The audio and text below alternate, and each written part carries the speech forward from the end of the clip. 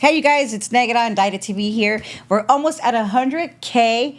Make sure you guys subscribe, hit the notification bell, and also remember I go live on Wednesdays evenings. I drop an episode every Sunday, 11 o'clock. Make sure you guys comment. If you guys have any suggestions, any questions, whatever it might be, drop a comment. Let's get into this episode. Hey, check this out.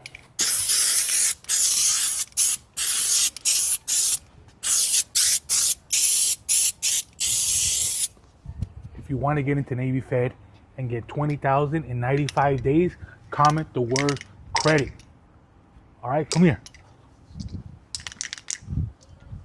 I already bombed this right here.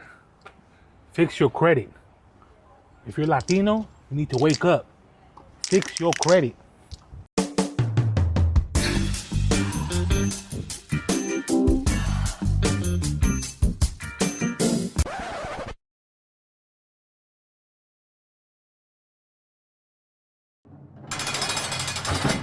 Hey everyone, and welcome back to Indicted TV. I'm your host, Negra. Don't forget to like, share, and subscribe, and follow us on Instagram. Before we start, you already know I got to give a shout out to my sponsors, Royalty Honey, Keep It Hard, guys, also for the best jewelry, for his glory, and for some Barrio Grown Fire, Lupi Sanchez and Lincoln Heights, and for some dope streetwear, the Sub Fu Company. And on today's episode, we have Lalo. Welcome to Indicted TV, Lalo. Thank you for having me. Yes. Thank you. You're excited. welcome. I'm excited. So tell me, Lalo, tell me where you're from. Obviously, I don't mean the gang. I always say that, right? Yep. Where you grew up, mom, dad, brothers, how was it inside of your house? Okay. Well, to begin with, I was born in Mexico, in Jalisco. And my mom tells me the story all the time. That I was born in the house. I wasn't born in a hospital. I was born in the house. I was like, okay. Was it like a rancho? Yeah, it's rancho. It's called El Sauce de los Ibarra. Right? Oh. So, but I stayed there probably for I think we were only there for 2 years. El Sauce de los Ibarras. Yeah, El Sauce de los Ibarras in Jalisco, Guadalajara, Jalisco. We go back there we were going back there I think once a year for Febrero. They do a fiesta. It's cracking, bro. Crazy. Like a whole month of just partying. I took my wife there when we were sober, and I was like, dude, this is the worst time to be here. We were sober. It was the biggest test ever because everybody, when you see it from that point of view, when you're no longer engaging in that, and you see how crazy it gets, bro, la banda toda la noche. That's what I'm talking about. Boom, loud, right?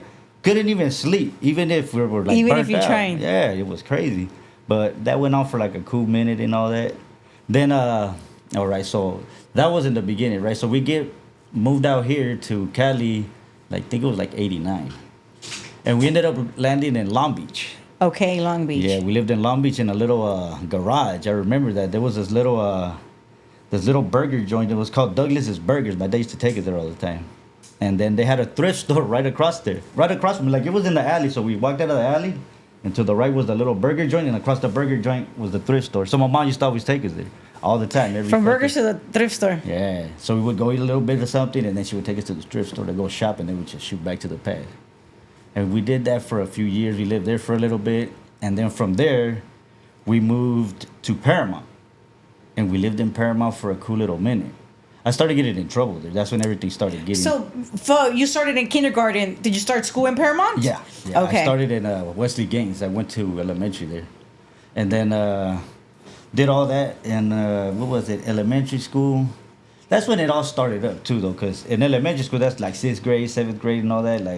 You start kicking it with your little buddies. Yeah, and 6th, shit. 7th is middle school or junior high or whatever. Yeah, middle school, right? Did you have brothers and sisters? I do. I got an older brother, Jose Luis. I got a younger brother named Eric, and I got a sister named Evelyn.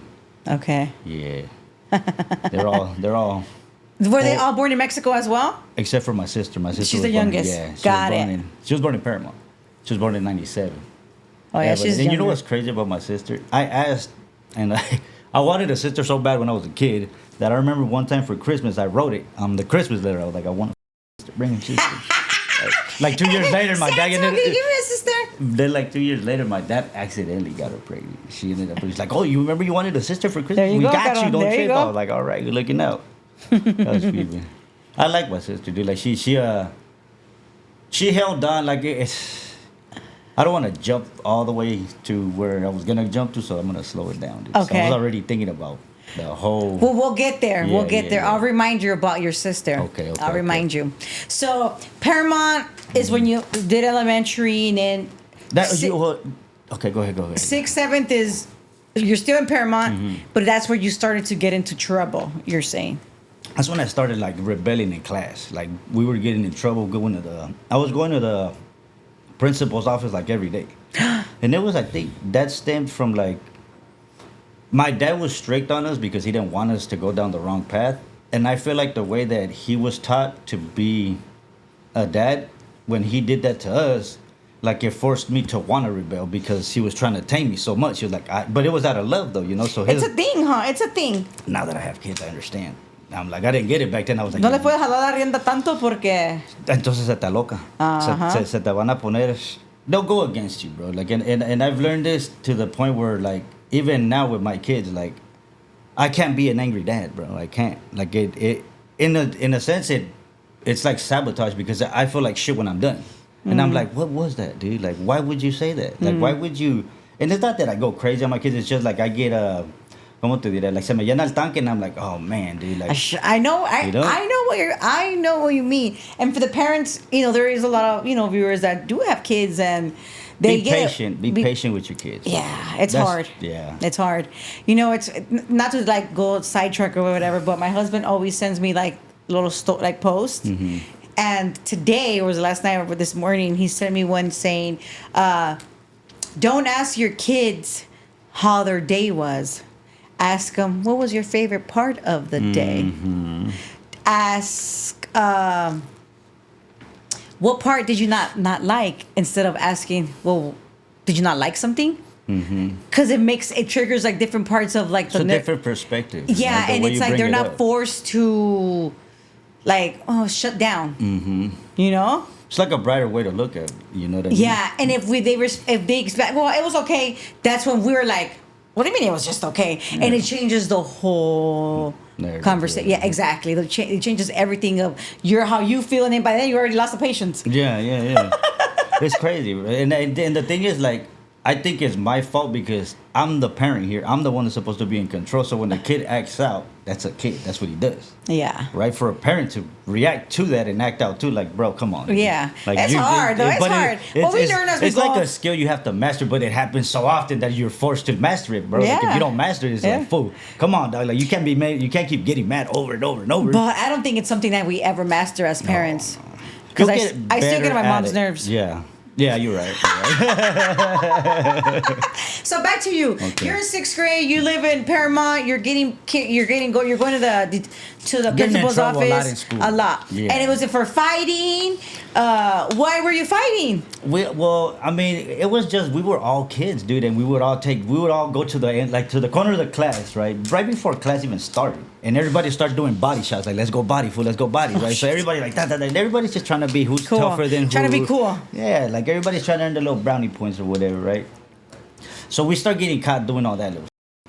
And that ends up turning into like, it ends up getting to the point where we're really fighting. Like now we're meeting up in the bathroom, like, what fool you say? Well, all right, fool, we'll see right now when I get there. Or I would show up to school and somebody would be like, hey, this fool was saying, what do you? I'm like, where's he at? You know what I mean? Mm-hmm. And it was just like, it'll be like your best friend and just some dude that you know came and told you like, hey, fool, that fool's over the tongue. Mm-hmm. What fool you say? What? Not didn't even go ask that fool nothing. Oh, you stuck up on him. Then he was like, fool, that never even happened. Like, what?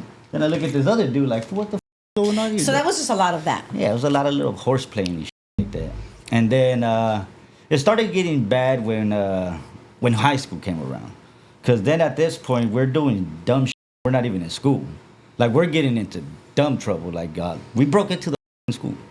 On vacation, we broke into all the classes and took all the shit from school, dude. And they went to the homie spot that lived across the street. And everything was there. Oh, so dang. He told on you guys. Nah, he didn't say shit. But they took his ass in and they took everything. He ended up getting out, I don't know, like a week later or some shit. But it was just crazy. I don't even know how they found out that he was there. But the thing was, like, it was right across the street. He lived right across the street. So they were like... Cameras. Something happened to the point where they were like, dude, like, these fools are always over here. So let's just go look over there. Yeah, and yeah. One thing led to it. I think we left like a trail of shit on the way over there, too.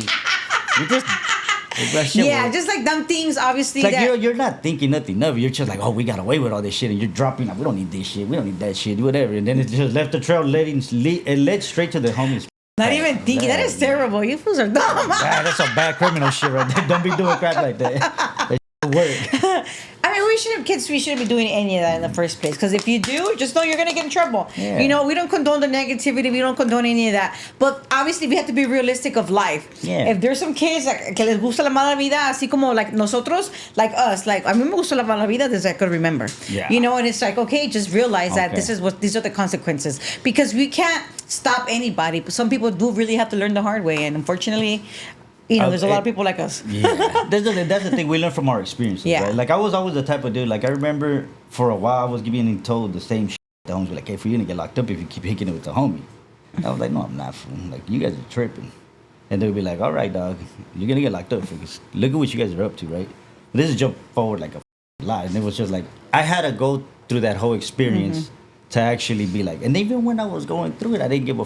I was like, It's but just how we it is. signed up. Yeah. Okay, so look, so when we're in Paramount still, right? This is how I knew that the gang something for me, like how it captivated. Oh, it's me. funny that you, because I was about to ask you, did you ever join a gang? So what ended up happening, right, is we ended up getting into bad shit to the point where my dad ended up moving us from LA. So we ended up leaving when I was like 14. But the whole thing is in my mind, I was like, I don't give a where I landed. I'm gonna get into something. I already know this. Since you're taking me from here and I didn't get into nothing here, I'm gonna find somewhere because this is what's bringing lo que me da la atención, like what I think is cool is this. Yeah, what right? do, yeah. You know, and then my dad thinking that he was gonna get us out of all that, he moved us to Corona. Okay. When we get to Corona, my brother starts hanging out with people there. And then he starts going out, and then I'm like, hey, fool, let me go with you, dog. Let me kick it with you. Let me kick it with you. It's your big brother. Yeah, big brother's like, hell nah, fool, you gonna get me in trouble like you did over there, dog. That's what it was. Like, he did, not that he didn't ever want me No, to kick it. yeah. He was like, fool, you burn the spot, fool, you're a bust. He would tell me. I was like, I don't give a f- I don't want to be here. I don't want to be stuck at the pad, fool, like, let's bro. So he would take me with his ass, right? And I would always get us into trouble, because I would be just doggy that fool looking at us. He's like, fool, stop doing shit like that, fool, you're gonna get us caught up. It's like, fool, what do you mean? That fool's dogging us. But it was just that mentality, you know what I mean? Like, And then you everybody- thought you were all cool because you're from LA. yeah. But that's the thing, though, right? The thing was, like, we were just kicking it with all these. And once I got over there, and I realized, like, the homies, when I met the homies in Corona, it was different because all the homies that I knew in LA, everybody got dispersed at the same time. Like, nobody was there when I went back. Everybody was gone. Oh, okay. Like, so my whole little crew of people the street that I lived on, a couple of them dudes died. I ended up finding out when I went to prison. A couple of them dudes died. A couple of them fools got, they moved out. Like, nobody, some Stood of them fools there. ended up catching life. All kinds of shit happened. Like, everybody just went their way, right? So we would go back because we missed them. These were our childhood friends, right? Like, let's go see what's up with these. So we would go back and it wouldn't be nobody. But at this time, we were already rocking and rolling, doing all kinds of Or other like, things. you know what I mean? Like, extra. This is the reason why we were going back over there. Like, let's go turn up with these fools now. Let's go do it. Just rekindle with old homies and shit like that. And it never worked out. We ended up just getting really, really connected with the homies over here in Corona. And then we just ended up getting into that shit. Basically, we were there every day. And these fools were like, dude, you guys don't do nothing. You guys don't go nowhere. You guys just here or there. Like, where you guys from? It's like, we ain't from nowhere. Fool, we used to live in LA. Then we started getting in trouble. My dad brought us over here. She's like, all right, well, you guys want to be from here or what? One thing led to the next. They did all that shit, and we ended up putting on. I never even got jumped in, dude. Like, I just got took on missions. They were like, all right, fool, let's roll. And I never said no. I was like, let's roll. Let's roll. When everybody would stay behind, I'll be like, let's go. Let's go. So to me, it was like, I don't even, like. You're the callejero. Well, and then not even that. They ended up testing me. They would have people run up on me to see, when nobody was around, to see what I would do. And then they would come and tell me, like, all right, fool, we should check you, making sure you ain't doing no dumb shit out there, fool. You know what I mean? Ranking it on. I mean, like that. hey, I think before it was kind of like Yeah, it was like a test. Like you, like it'll be a homie that I didn't even know, and I was like, "Who the fuck 'Cause- is this yeah. fucking dude?" Right? Yeah. And he was like, "The homie sent that for the test, but let's see where he's at," you know. Yeah, the homies gotta do what they gotta do. I mean, the thing is, like, when shit hits the fan, you don't want nobody to rank it on your ass and start telling everything. Like, what the f- is this? Exactly. But see, this is all because we all like this little lifestyle, you know. Uh-huh. We watch the movies, and you know what I'm saying. Like, it was influential. It really was. For I sure it remember was. watching American Me, and my mom was like, "What the? F- Take that shit off." And my dad was like, "Nah, let him learn. Let him learn." I don't think he knew what he was doing, because after a while we were just like, "Damn!" He was like, "All right, turn that shit off. Turn that shit off." Like it was too much. Yeah, yeah. Well, they were doing the shit that goes on in prison that got put in that movie. was too much for a person that's never even been to prison to watch. You're like, what doing? Like, But it's realistic. yeah. Like to me, when I seen them, now when I watch the movie, like I can tell you straight up what really happens and what the doesn't happen. Like I Yeah. can be like, yep, that's bullshit. That's bullshit. That's bullshit. That don't happen. This doesn't. Like I started tripping out on TV when I got out. Like the shows, prison shows, I was like, that does not happen, bro. Well, the prison shows are completely, I'm saying, like different. I like to watch anything that has to do with California prisons because to me it's like, okay, let's see how much they really know about Yeah, this shit. how much they, yeah. Because it only comes out through certain ways, you know, and I'm just like, damn, that's crazy. Okay. It's a trip, dude, because you get taught certain just like, you can't. just don't, You know? yeah. You just know. You know what I Yeah, mean? for example, this channel, Mm-hmm. we are, as a human or just people who how we are, we know, if we know how to speak and we know what we need to say, what, you know, like certain things, like, it's okay to come on the channel. Yeah. It all depends on how you speak. If I know that you're not going to care, you're going to say some crazy, I don't want you sitting here. Yeah, you're a liability.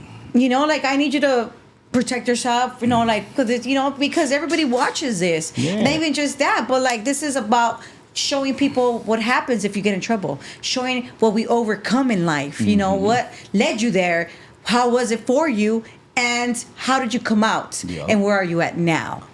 That's basically what Indicted is, you know? Yeah. So be like, oh, no, I can't talk. Like, bro, calm down. Yeah, yeah. You should know how to speak. If you're thinking that Yeah, way, yeah, you yeah. should know how to carry yourself a lot better than, you know? Exactly. So back to you. Did you ever go to juvenile hall though? Honestly, I never even got. Close? No. What ended up happening is I got caught by the Huda so many times doing dumbass shit, and they never took me because my dad always like, bring them, we'll take them, like we'll take care of it, right? They ended up putting me in rehabs, so I started going to rehab when I was like 13. So that's what ended up happening with me. Like I didn't get sent to that shit. I got sent like he needs help. He doesn't even go to Wait, jail. but He needs you were using drugs? bro, I heard You missed that. Okay, so That's probably the most important Okay, part, so because let's go without that, you wouldn't have been doing what you're doing. Exactly, right? The drugs is you on meth or something? No, that didn't start till way later. Okay. So when I was around, I would say I remember when it happened too, right? I remember we had a homie that was older than all of us, right? So when we would be in on recess, this was like 6th, 7th grade, right? We'd be in recess, and we had a homie that lived across the street, and he used to slang bud, right? He thought he knickknacks, dimes, and shit like that, right? So we would always go to the end of the gate. We would all have like $2 each. We'll pitch in, go buy a little sack or whatever, and we would go to the end of the to the end of the field by his pad, and he would just walk across the street, give it to us, and he would go back to his pad. So it's like, all right, cool. I didn't know him like that at the time, right? He was like 3 years older than us. He wasn't even in school anymore. That fool was slanging. He was like 15. Damn. So I was like, damn, that fool's a crazy ass motherfucker. You know what I mean? Yeah. Tube socks, Ben Davis, big thing shit. I was like, what the f this fool do? You know, like I thought it was cool that he was not even in school anymore. He was Yeah. doing whatever the f Uh-huh. So that took, come on, to a kid, to a teenager, like this fool doesn't do. He just kicks it out there. He gets high. What? So he ended up catching wind that I was smoking somehow, some way. Somebody told him. So on my way out of school, we would walk through this alley that would go through all 3 streets, which was Jackson, Marcel, and Mott's. I lived on Mott's. So when I'm walking through the alley, he comes in through Marcel, and he was like, hey, what's up, fool? I heard you smoke. And I was like, yeah, fool. And he was like, all right, cool, look. Boom, and he lit it. And when he lit it, that was like first time I ever smoked. He lit it. We smoked it back to back, right? And then by the time we were done, I just remember looking, and my neighbor was walking past us. I was like, fuck, dude. It killed everything for me. I was like, this is a wrap, dude. I ended up going home, dude, and my mom caught me. Fool. I don't know what. I never forgot that. I was like, but the thing was, my dad was in Mexico at the time, so I was like, damn, at least I'm not gonna get my ass whooped, like shit. You know what I mean? Yeah. It'll be a little calentada real quick from mom, and it'll be all right. I was dreading the fact to see my dad. I was like, nah, dude, because he was serious business, dude. Like, No, yeah. The old school dad, dude, the traditional old school Mexican dad is raised. They do that shit, you know what I mean? And I used to hold this grudge against my dad. I'd be like, dude, you used to do this, and he was like, dude, I only whooped your ass when you acted up. So like, you act like that, you know what I mean? And I was like, you're right. You only did that shit. He never abused it, bro. He never did no shit like that. He was a really loving dad. Like, he would get his little chelas, put on his little music, and just kick it all day. You know what I mean? Go to work, come back, do the same shit. You go to his little bars here and there, come back home, you know, traditional shit. Came home every night, you know. He had a little drinking problem, but to us, that shit wasn't nothing. Like, it was just Yeah, beer, now you that know? you sit back and you're like, damn, my dad was kind of a. Alcoholic. Like that. Well, now when you have lived long enough to know what your body is really about, Yeah. and you know that type of consumption of alcohol does a lot to your body, that's an issue. But I don't think anybody cared about that shit back then. I don't think people still care. That's the bad part right there. I would talk to you about something with that shit, because that shit. That's one of the reasons why I quit drinking, because of some You were shit. getting Yeah. sick. No, yeah. Oh, see? If you weren't getting sick, you probably would. I probably would have stopped. I would have been like. The thing is, who I would turn into in my own mind when I would drink. I see what you're saying. Uh-huh. I see exactly what you're saying. And Like, it's not you. You feel like like superpowers are in your ass or some shit. Like, you feel like the type of mentality that I would carry around when I would be drunk and yacked out was just like, all right, you know what I mean? Like, anything is gone. Like, if we can, whatever fucking cracks out, it feels like we're back in jail or something. No, you're making it. Yeah. Like, you're going to create it yourself. You think so highly of yourself, like nothing's ever gonna happen to you and all this shit, and then just domino effect shit just started happening. That's when I was like, damn, dude, like, need to slow down. Yeah. And those are like the only times I would do it, because personally I had no control over it. Like, Yeah. that shit dominated me every time I cracked one open. I was like, yep. If I was thinking of doing it before I even You already left did work, it. yeah. It was, Well, that's kind of like a thing. If you ever did any kind of programs, you know. Yeah, I've done a lot yeah. of programs, so I understand. I've never went to rehab as far as like when I was older. So when I was younger, right? Because Okay. that's where we were at. Okay. You know, you said that you started smoking weed, and then you got caught. Your mom beat your butt. Mm-hmm. Thank God your dad was in Mexico. And then And then what happened? so after that, they were like, all right, cool. Like, how much are you doing it? And I was like, well, it was just one time, dude. Like, I was just experimenting. Like, I don't do that shit like that. And they were like, all right, cool. I don't know what it was. The homie just kept coming around. And we just kept He smoking. liked you. Yeah, so he kept coming around. And then it was like all of us, like todos los morritos de la calle. It was like 10 of us, dude. We were always kicking. We all started skateboarding. And then from skateboarding, we would play football. Then we played basketball. And then we got a little bit older. And then that shit wasn't fun anymore. Like, now it was like, then the party shit started happening, right? Then we were going to little kickbacks. My brother was a punk rocker. So we were going to his little punk rocker shit, getting drunk. You were going to gigs. Yeah, you know. Those are crazy. They were, the way that they partied back then, that shit was a trip, because they were doing mosh pits and shit like that. Like, they were on some other shit. I was like, damn, fool, like, you like this shit? Like, what is this, dog? He was all into it. He had a fucking mohawk in high school, dude. Like, that fool was a trip. Sick My ass brother was fool. a trip. Yeah. I missed that. It was a trip. But, yeah, so we started doing all that shit, like, middle school and all that. And then I remember I didn't touch anything else. I just started drinking and doing weed all the time. Like, it was like a thing that we would do. We would meet up at the end of the street, and then we would shoot to the bleachers at the park. And then we would have the homies steal. We would chip them out. Boom, fool, look, go get us some High Lifes. Buy one for yourself. And he would go get them. That was our source of getting our pistol. Like, the homie steal was always, I know, he was always there. Yeah. And since we were all little kids, we always come up Yeah. with faded. The homies were stealing money from their moms and shit to get drug. Then we were like, fool, we don't need to steal this shit. We just do beer runs. Fuck it then. Somebody took us on a beer run, an older dude, an older homie.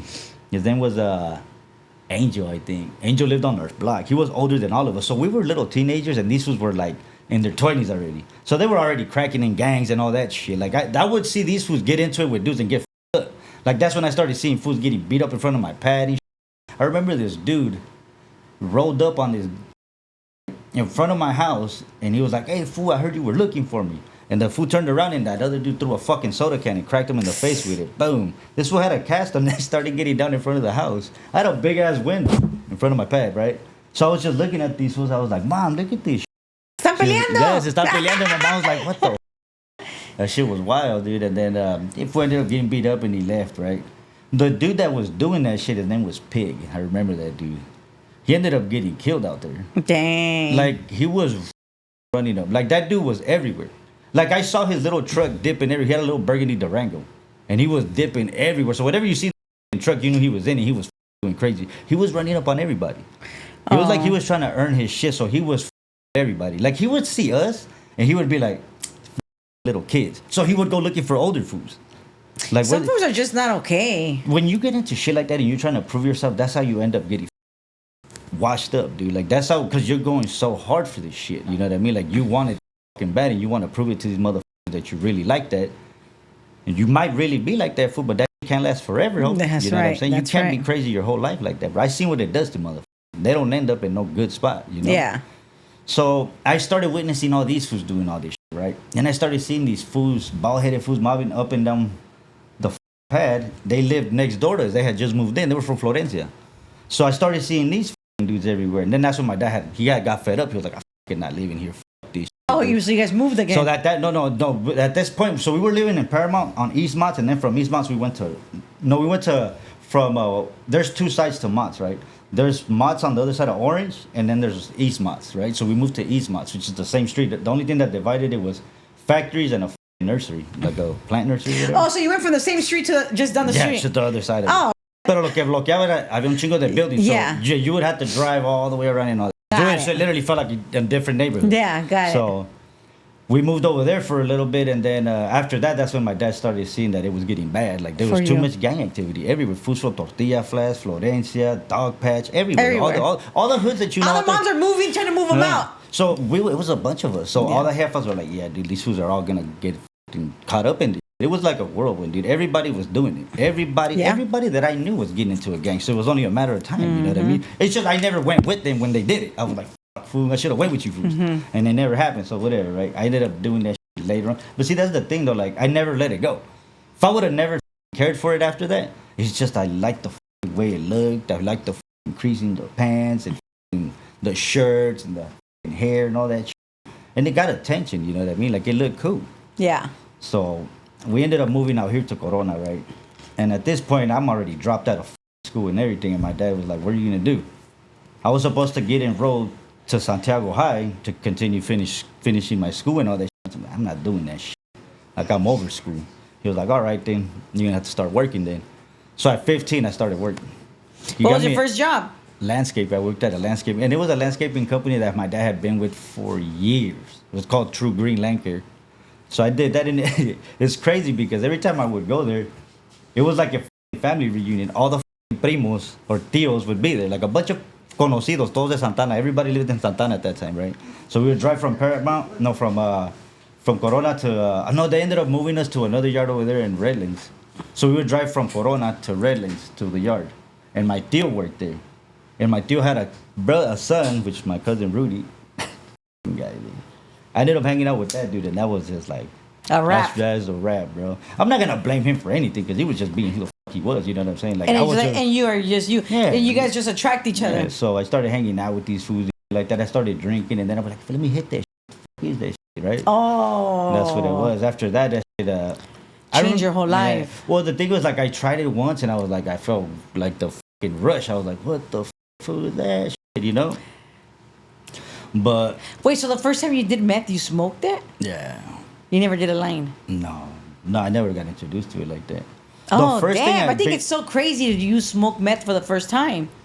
Well, the thing is, the people that I was around, they were already smoking it. Nobody was sniffing shit. Everybody was still smoking that shit. But everybody was doing. I didn't even know. Everybody. What year was this? Like 2005, 2004. I got busted in the beginning too. So it was like the beginning of 2004. Yeah. So my whole 18th year, I was on the street just going sick, doing the fucking most. Like on a super one. I wouldn't go home. I was breaking into pads. I was doing all kinds of crazy, dude. Like just to sustain a fucking habit that was fucking my life up. But I felt like I was the shit. I was like, I don't ask none of these motherfuckers for shit. I get all my shit by myself. I got like 10 connects. I can take that, get my shit. I'm gonna go over here. It was living fast as fuck. Like life was just on the go. Like so much shit would happen in one day. It was like a fucking movie. Like what the? Like it's crazy, bro. When you live that fast, the shit that goes on, it's wild, dude. I'm surprised that I got busted for what I got busted for, and not a bunch of other. Thank God. Let's not even say that. Yeah. Let's not even say that. So, I'm sure you got busted right after that whole year. Yes. Okay, and what did you get busted for? There's another water there in case you want another one. I ended up getting busted for residential burglary. First degree burglary and residential burglary. How did you do? You remember do you remember how you did it? All of that? Do you tell us? Okay, so I remember when I started really hanging out with the homies. I had lost everything, dude. I lost my car, and I was like doing meth really heavy. And I remember I was like, I'm not gonna go back to my pad no more. Like, there's no point in doing that. At this point, you're 18 already. Yeah. Okay. I had got my car snatched up. Those were like the first stages of me just like not giving a fuck anymore. Because my car got snatched up. I had worked so hard for that shit too. I remember I saved up. My dad let me borrow money. I paid him back. I was on a good fucking note, dude, and I just ended up getting turned out. And like, it was crazy because I would just, and it was because I would get bored. You know what I mean? So I would go out and then we would start drinking, and then drinking would lead to that shit. It was always the drink, bro. Like, it started with alcohol. Like, I did weed for a little bit in the beginning, but I got more stuck on drinking because drinking would make me feel like a fucking man. Like, yeah, motherfucker, you know? Like, I would get that fucking, like, beer balls and shit. I wouldn't act all crazy. I just felt that way, you know? Sure, And then... fool. yeah, right, fool. Sure, fool. Yeah. No, but I was chill. I was always a chill alcoholic, dude. I didn't fucking act weird or crazy. Until you got hooked to meth, and then like nothing mattered. Not even the drinking mattered. I remember my brother, my fucking boy, dude. And it's crazy because this dude, I had so much. I still got love for him, but he struggles so much now. And I looked up to this dude. Like, this is the reason why I ended up in prison, why I ended up in the hood, why I ended up becoming who the fuck I became when I was in prison. Because I wanted to be just like him. Like your big brother. My big brother ran around with me in the streets, but we never got along. Like, we were always bumping heads. Like, every time I seen him, Especially high, worse. and was the fucking communication was weird, and it's crazy because all I remember is growing up. Like, I have like some memories of us getting along and shit, but for the most part, it was always like us beefing it. And I didn't like that, dude. Like, once I got older and I went to prison and shit, I was like, bro, like, what the fuck are we doing, fool? Like, we're supposed to have like a fucking little relationship here, dude. Like, what the fuck is up with this shit? But I didn't think about that till I started dealing with dudes in prison. I was like, dude, what?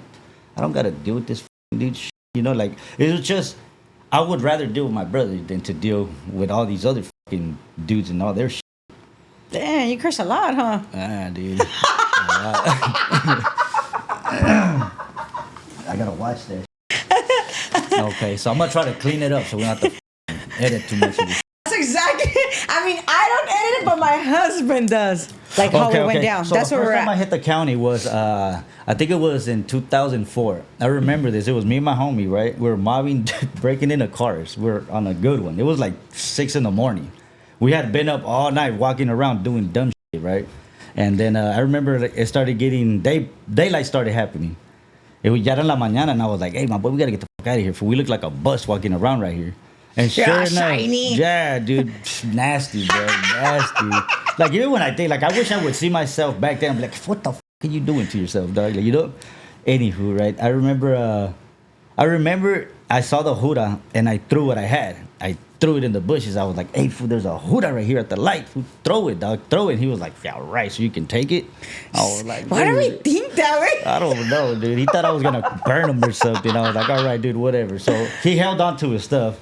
We started mobbing it, and I was like, fool, get away from me, dog. Don't even walk near me, fool. So I start walking my own way or whatever, and the huda rolls up on me. He gets out the car, he pulls out the strap, get down on your knees and all this shit, right? I was like, whatever, dude. Do what you got to do. Yeah. Then he puts me on my stomach. He starts searching. But I was so sucked up, dude. He was picking me up.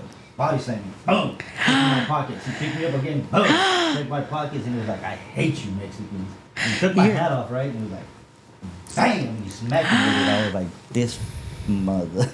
Effort. Yeah, like I never. See? I never felt disrespected like that. But he did. Like the bad part of it was he was Mexican, and he did that to me. And I looked at him. I was like, dude, you're Mexican. He was like, I guess he looked at it like you make us look bad or something. It's like, well, you act like you're perfect, bro. Yeah, Come on, you know. So anyway, he hauls my ass to jail. I think I stayed in the county for like a month. Damn, your first time. Yeah. Tell me about your first experience. So it was like embarrassing as shit because the whole getting bugged, having to strip down in front of this dude and all this. Like, And what county? You went to LA County? I went to Riverside County. I was already in Corona at this Okay. time. So we went straight to Riverside. We got processed in Riverside. I was laughing at the homie the whole time because he looked burnt. Like, he looked like he was still going through it. I was like, my boy, ya estuvo, güey, pues ya que. We're Yeah, already sí. here, ma, pues amárrate los huevos, güey. A ver qué pasa, güey. We'll see what happens, fool. Like, Yeah. it is what it is, dog. At this point, we're already in here, dog. We'll see what happens. So he was like, all right, fool, fuck it. And then they start giving us our boxers, our socks, and our jumpsuits and stuff, right? I think they put us in a holding tank. And then we came down. Once we came down, they took us to Banning. Boom. And they put us in the barracks. They put me in, I think it was in barrack 1, and he was in another one. I didn't see him. And then I think he ended up getting no art before I did. Like he left before I did, and I got stuck there. I was like, well, that shit sucks. Why does that fool get to go home and I stay here, you know? And then like I remember I was talking to the homies there. I forgot the homie's name. He was a little short dude from Orange County, but he was super stocky. And I was like, that fool's all swole. How do you get like that? You know what I mean? Like that's at that point. I was into fitness, pero como ya andaba en el desmadre, pues el cuerpo se te tira, No, you know? pues sí. Entonces, cuando lo miré, como que me levantó. I was like, man, dude, I remember I was like that too. You know what I mean? And I missed it, like it triggered something in my mind. I was like, I'm gonna get back to that. And then when I got out, I ended up getting art on a random day. Like they just called my name. But what did they keep you for? They ended up getting us for receiving stolen property, and I think that was it. So they only had us there for like they had sentenced us to like 3 months, but since it was receiving stolen property, you got award. It was the first time, so they were like, all right, dude, Pa fuera. yeah, pa fuera. I wish they would have kept us there longer. We would have probably learned our lesson. You know what I mean? Like you did that and they tipped you for that long. Imagine if you do something worse. Yeah. Lo que pasa es que el sistema está constructed to not do that. You're not. You'll never beat that system. Dude. Yeah. Like I've seen this a revolving door. So exactly what we're getting to, right? After that happened, I ended up getting right. I got sober for like I don't know, maybe like a month after I got out. I gained all my weight back, and I was like, all right, I'm good to go back to the street. That's what my mentality was. I was like, I'm gonna gain my weight back, and when I do, I'm gonna look good, and I'll go back. And then, but era la misma cosa. Like every time I went back, I would be cool for like the first day or two, and then after that, I'll be like, I gotta get the fuck out of here. So I'll go back to the pad, go freshen up, and then I'll come back. Do it again. Then I just started kicking it at people's pads, and I would. Once they opened the doors to me and started letting me kick it, it was a wrap because these fools were kicking it every day. So I was like, hey, do you mind if I stay here? He was like, yeah, if we don't trip. That'll be the only dude sleeping at everybody's pad. And that's how I ended up being from the neighborhood because I was always there. I was always at everybody's pad, never left. Like never. I did it for a whole year. Like a whole year, I was just there. Every time something happened, I was there. Every time we went somewhere, I was there. I was there. So at the end of that shit, I was just like, damn, dude. You were there. I was there. It was. I had a good time though. Like the lifestyle was wild, dude. Like the shit that I ended up doing with the homie, like as far as what we did to get our money to get our issue, things that I would have never did sober. No, of course not. I don't think I would have ever smoked weed and was like, hey, let's go break into that dude's house. No, of course not. You know what I mean? Or maybe if I was drunk, you would probably not have that mental barrier that's like, yeah, that's not something you're supposed to do. You know what I mean? But when you're on Scante, dude, that's your mind's going like at 1,000 miles an hour. You're just sitting there, like you just thought about your whole life, and you're just sitting there doing nothing. You know? Yeah. So that was like getting adjusted to that was like.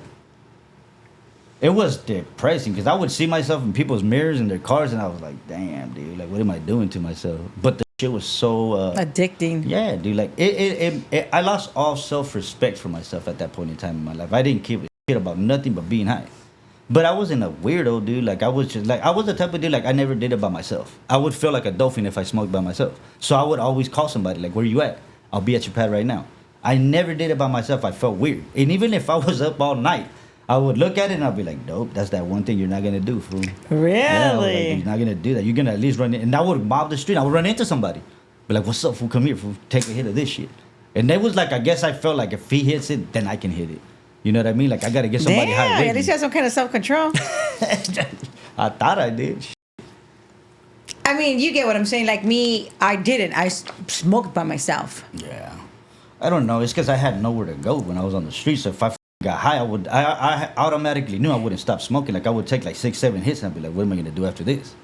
So my whole thing was like, I'll just go find somebody and then we'll get into some together. Yeah. I didn't want to do by myself until like my homie, what he did is when I got introduced to the homies, right? It was, let's go kick it, right? We all start pounding and then it's like, hey, let's go to the garage real quick or let's go hotbox the car. I'm thinking we're gonna smoke bud or some shit, right? And they was like, nah, fool, like we're gonna fucking get rev turned back now. And then my brother was like, hey, I'm fool, like you gonna smoke that shit too? And I was like, fool, what are you doing in the car then? Like if you're trying to it's like, how you gonna tell me not to do something, dog, and you're doing it right in front of me, you know? What is it? Because he was already addicted to it. Do as I do, not no. Say it. What is it? It is ¿cómo se dice? Do as I say, not as I do. Yes. And I was like, you can't use that, bro. You can't do that, dude. So both of you guys would get high together. So we would get high, but he would get mad at me, and he would just because he knew. The thing was like when he would get mad, he would be a certain way with me, and I wouldn't like it. I was like, dude, like why you gotta on my parade, fool. Like, why don't you tell these motherfuckers? Like, I 'Cause know you're I'm your his brother. little brother, bro. I now that you say it like that, like I get it. But at that time, like I was young and he was young, Yeah. and I'm like, fool, I'm 18, you're 19, fool. Like, Oh, you guys are literally just a year apart. yeah. For a whole month, right? So I turned 30. I turned 40 on the 3rd of March. He wouldn't turn 41 till April. Got it. So we were like back to back. Oh, yeah. You know? guys are just like twins almost. Yeah. So, I mean, not twins, but you get what I pero mean. casi, ¿verdad? Yeah. Pero entonces cuando yo lo miraba, no lo miraba así. Like I because he wasn't older than me like that. That's your, like, yeah. So he you was guys are like, the no, same age. you're my brother. Fool. Yeah, Like, yeah. you're not my older. You are, but you're 9 months older or 10 months older than me, whatever. Right? So I never had that. So when I met my homie Stormy, John, what's up, fool? You seeing this? Yeah, we're talking about you. Well, speak highly of you, dog. Relax. The homie, like, I ended up chilling with him, and he was a cool camarada. Like, he had already been to prison. He Okay. knew the whole ins and outs of that shit and everything that goes on in there. And he would lace me up, but he did it in a manner that was like, that's what an older brother would do. Like, tough love type. Like, he would do shit to me, be like, yeah, fool, that's what happens when you do shit like that. And I was like, what the f, you know? But it Yeah. was like, I ended up realizing it, because he would put me to the side and be like, look, fool, I don't do this shit, fool, to make you feel like shit. I just want you to understand, fool, like, you're living in the street, fool, like, these motherfuckers don't care, dog. And I would be like, all right, fool, I get it. So when he would get locked up, I would be on the streets doing my own thing. Every time he would get out, I would break him off. Whatever the fuck I had here, fool, here's an issue of this, here's an issue. Because he showed me what I was doing. He taught me how to fucking break into houses. So when I was doing that shit, I would always go with him. And he would be the one to get up in Do there. everything, yeah. And then he would tell me like, it was a trip. It was a trip. Nigga, it was a trip. Because it would always be like, I would do my own thing all day. And at a certain point in time, like around 6 or 7, we would link up. And he'd be like, all right, fool, you ready? And I was like, yup, I'm ready. I got my gloves, I got my mask, I got my beanie, I got my flashlight, I got my pipe. We would go somewhere. Damn, So we would go somewhere, like to a little spot somewhere, sneak out, and just get all lit, and then go on our mission. We would leave the hood, right? And we would go to like the suburbs. And then we would be like, pick a house. We would be walking in the residential area, we'd like, pick a house. I'd be like, that one right there. It's like, all right, cool. We would walk in through the side of the house, get into the backyard, and then he would start with the windows. I don't know how he knew how to do this. He was popping everything. There was not a window he didn't get in through. I was like, damn, fool, like that. He's like, fool, I know how to do this. He wasn't scared, dude. Like, yeah, he was a big ass dude, but he was like built. But he was a tweaker. Debo vibes. Yeah, yeah. He was a crazy looking dude. He was super tall. He was swole. I was like, to me, he looked like a cool dude. Like, that's the fucking homie right there. And the way he was with me, like, he was like, hey, my boy, check it out, dude. Here's this, here's that. Like, then, like, he would hook me up, you know? And I was like, damn, fool, where the fuck you been at, homeboy? You know what I mean? And then that shit just led into, like, us kicking it every fucking day, dude. Every day. He would open the doors to his house to me when he wouldn't do it to nobody else. And everybody would trip out. Because he trusted you. Everybody would trip out on that food. It was like, food, nobody kicks it with that food like that, dog. Nobody. Except for you. And I was like, well, I wonder why the fuck that is, dog. Because that food's cool as fuck with me. But everybody was scared of him. Well, that's what it was. Like, so nobody was able to even be themselves. Around, and yeah. you were able to be yourself. I think that's what it was. Because everybody would walk on eggshells around this dude. That's too, what it was. you Like know? Debo vibes. Yeah. When you watch it happen, it's crazy how people switch up. I'm like, what? Fool? Like, what is he gonna do to you, boy? Like, chill out, fool. Like, but it's lo que pasa when you're on a sick one and your mind is thinking like 1,000 miles. You're overthinking everything. Yeah, for sure. So yeah, he's probably there to rob you and do who knows what else to you. As you that's what happens. You overshoot it, right? Yeah. So So you, when you got out of prison, I mean, when you got out of prison, when you got out of those that 1 month, you said you did a whole month, right? You said you did good for a month. I ended up doing good. I ended up getting my weight back up. And then what happened? I relapsed. I went back to Home Gardens and started getting turned up again. That's what it was called, Home Gardens. So Okay. Corona, right? But Home Gardens was the little area that I was always at. Home Gardens is like little Tijuana. There's no sidewalks. There's tweakers everywhere at that time. There's paisas everywhere. We're robbing paisas. We're robbing everybody. That is terrible. We're doing bad. Like, now when I think about it, I was like, man, dude, I would defend somebody that's getting work like that now. You know Now, what I'm saying? yeah, of But course. we were kids, dude. We were on a sick one. Nobody knew nothing. I feel bad doing it now, and I mean, like, it is what it is now. You know what I mean? But Yeah, you can't do anything about it anymore. it just sucks that. But the thing is, like, the fools that we were robbing, they were drunks. They were walking down the street super, like. I mean, that's not the reason to do it. To yeah, them, you know what I'm definitely saying? don't But, try to justify it. like, I'm not trying to justify it. But wait, it was bad Why are you behavior. trying to justify it? That was bad. Okay, so how long after, like, did you end up getting, like, catching your case that you went to prison for? So after the first month, right, I go back home, I get my weight back up, I relapse, I go back to Home Gardens, and then I'm whipping around in my car. I still had it, right? Okay. And then when it starts going downhill is I stopped going to work. I started, because my dad had got me my job back, so I stopped going to work because I ended up going back to Home Gardens and kicking it and drinking every day after work. That would be my thing. Like, instead of going home, I would get off, go to Home Gardens, Yeah. take it for a little bit, drive back home, but I was already high, so I would come back, and then I wouldn't go back home. Mm-hmm. So I got stuck there. And then, like, maybe 3 months after that, I lost my car. And then I was like, damn, now we don't got nowhere to go. Like, now I don't have wheels. Everybody was always hitting me up, like, hey, fool, take me over here, take me over here, take me over here. Now I'm stranded, now I'm walking everywhere.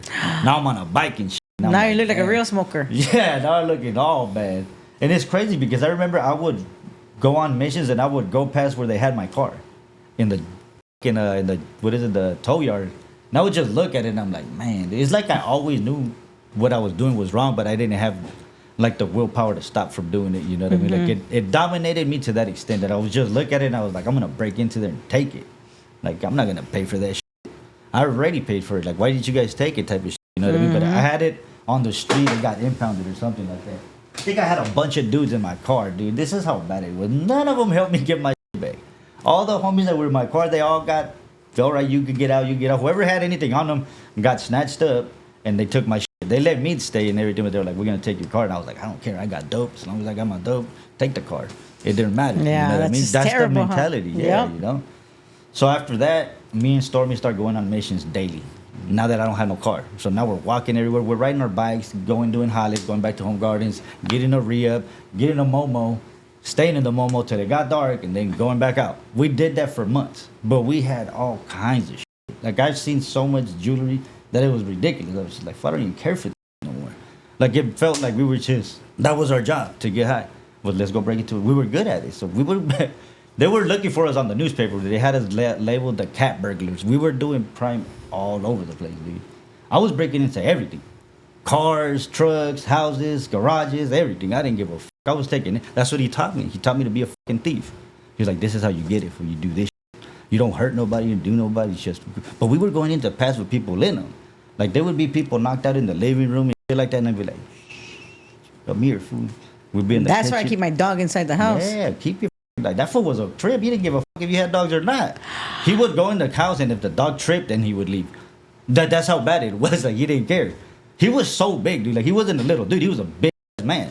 Like, that fool was like 6'3" or 6'4". And I would be so pissed. when I think of it now, like, if they were to do that to me, like, it's such a violation of your privacy, dude. Like, now I feel like I'm like, dang, I paid my dues though. Dog, I just 6 years for that shit.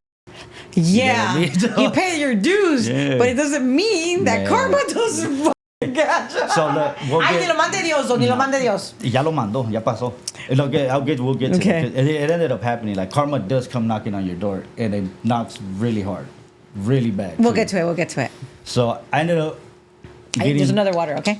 I ended up getting busted with the homie, right? And I remember the homie came up to me that night, and he was like, "Hey, I need like 5 radios. Can you do it?"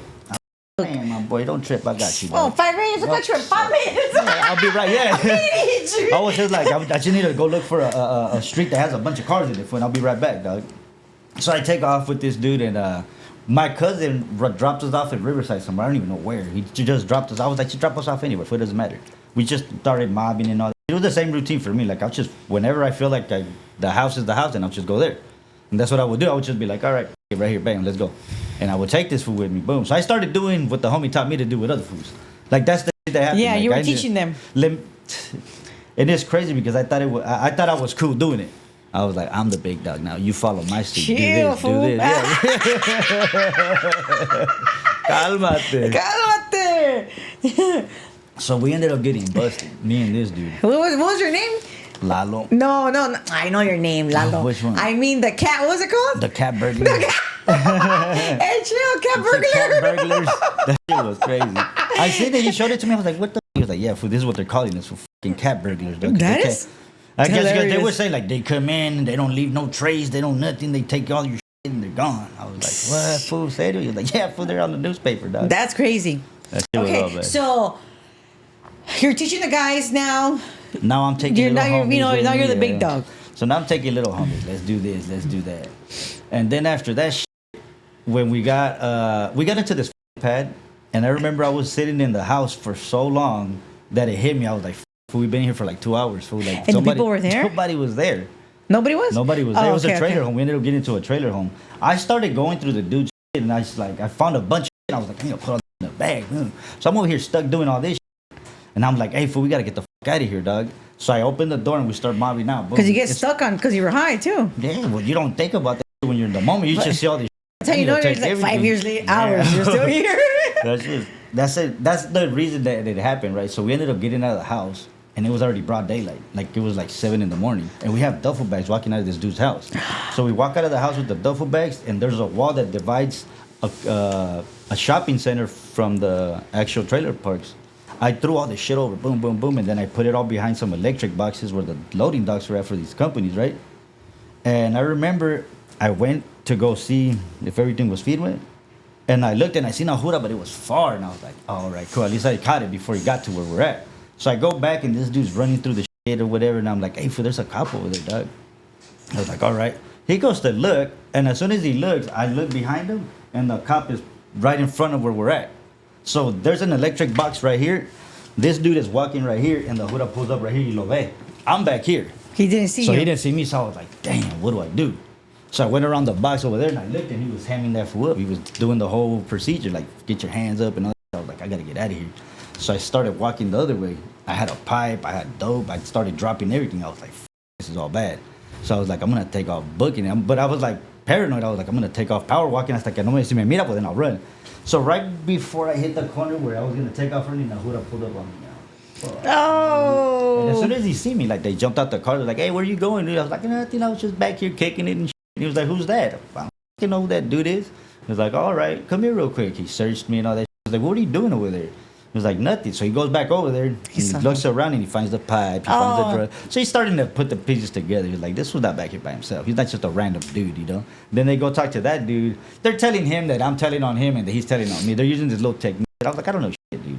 He was like, look, the dude lives right here. He saw you guys. Like, he wants to, well, then give him it back then. So they ended up taking us back to the house and everything was given back to the dude. Like, he didn't lose shit, right? We ended up getting taken to the county. And then now you're at the county for the second time. now I'm in the county for the second time. And now when I go to the county, since I did so much with the homie, it all came to me. Every time I went to court, I couldn't get charged because I had another charge. So every time I went, my DA was like, what the are you doing out there, bro? Like every time you come, there's more charges, bro. Like you have like 16 counts of burglaries, all kinds of petty fucking thefts. We're like, what the fuck is happening? I guess all the fingerprints came up on all that shit because I had got booked once and then I didn't get caught for shit, and I did a bunch of shit. And I remember my mom telling me like they came looking for you to the house a few times already. So that's one of the reasons why I didn't want to go back to the pad. So that shit kept me on the street. I was like, if I go back home, there's no guarantee that it's just gonna roll up on me and take me to jail.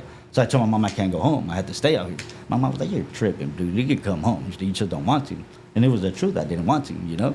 But that was my little, mi excusa. Like, they're going to snatch me up over there. So I'd rather just stay out here as long as I can. Yeah. She would bring me clothes and food. I feel like shit, dude. Like, the shit that I put my mom through, this is why I ultimately made the changes that I made later on in life, right? So I ended up getting busted and, my mom and them got me a lawyer. Oh my goodness. Right? The worst thing, huh? And it was crazy because my lawyer had got me a good deal. But me not knowing too much about the system or anything like that, and my mom and them not knowing too much, when they offered the deal, my mom was like, this dude said that he got your buddy off. He didn't do no time, so we're gonna try to shoot for that. I was like, all right, cool, let's shoot for that thing. Like, I don't know how much you guys paid him, but we'll do that. So the dude ended up coming up to me and he talked to me and whatnot, the lawyer. And he's like, I can get you 4 years with half to do 2 years, right? I was like, that's okay, whatever, right? And he was like, so I go back to the county and I call my mom. Hey, check it out. This is what they're offering us right now. 4 years with half. You down or what? She was like, hell no, fool. Like, you're not going to go to prison. Like, no, we're not doing that. I was like, all right, mom. So I went back to court. I told the lawyer, I was like, nah, dog, like, I need something better than that. And he was like, all right, we'll see what happens.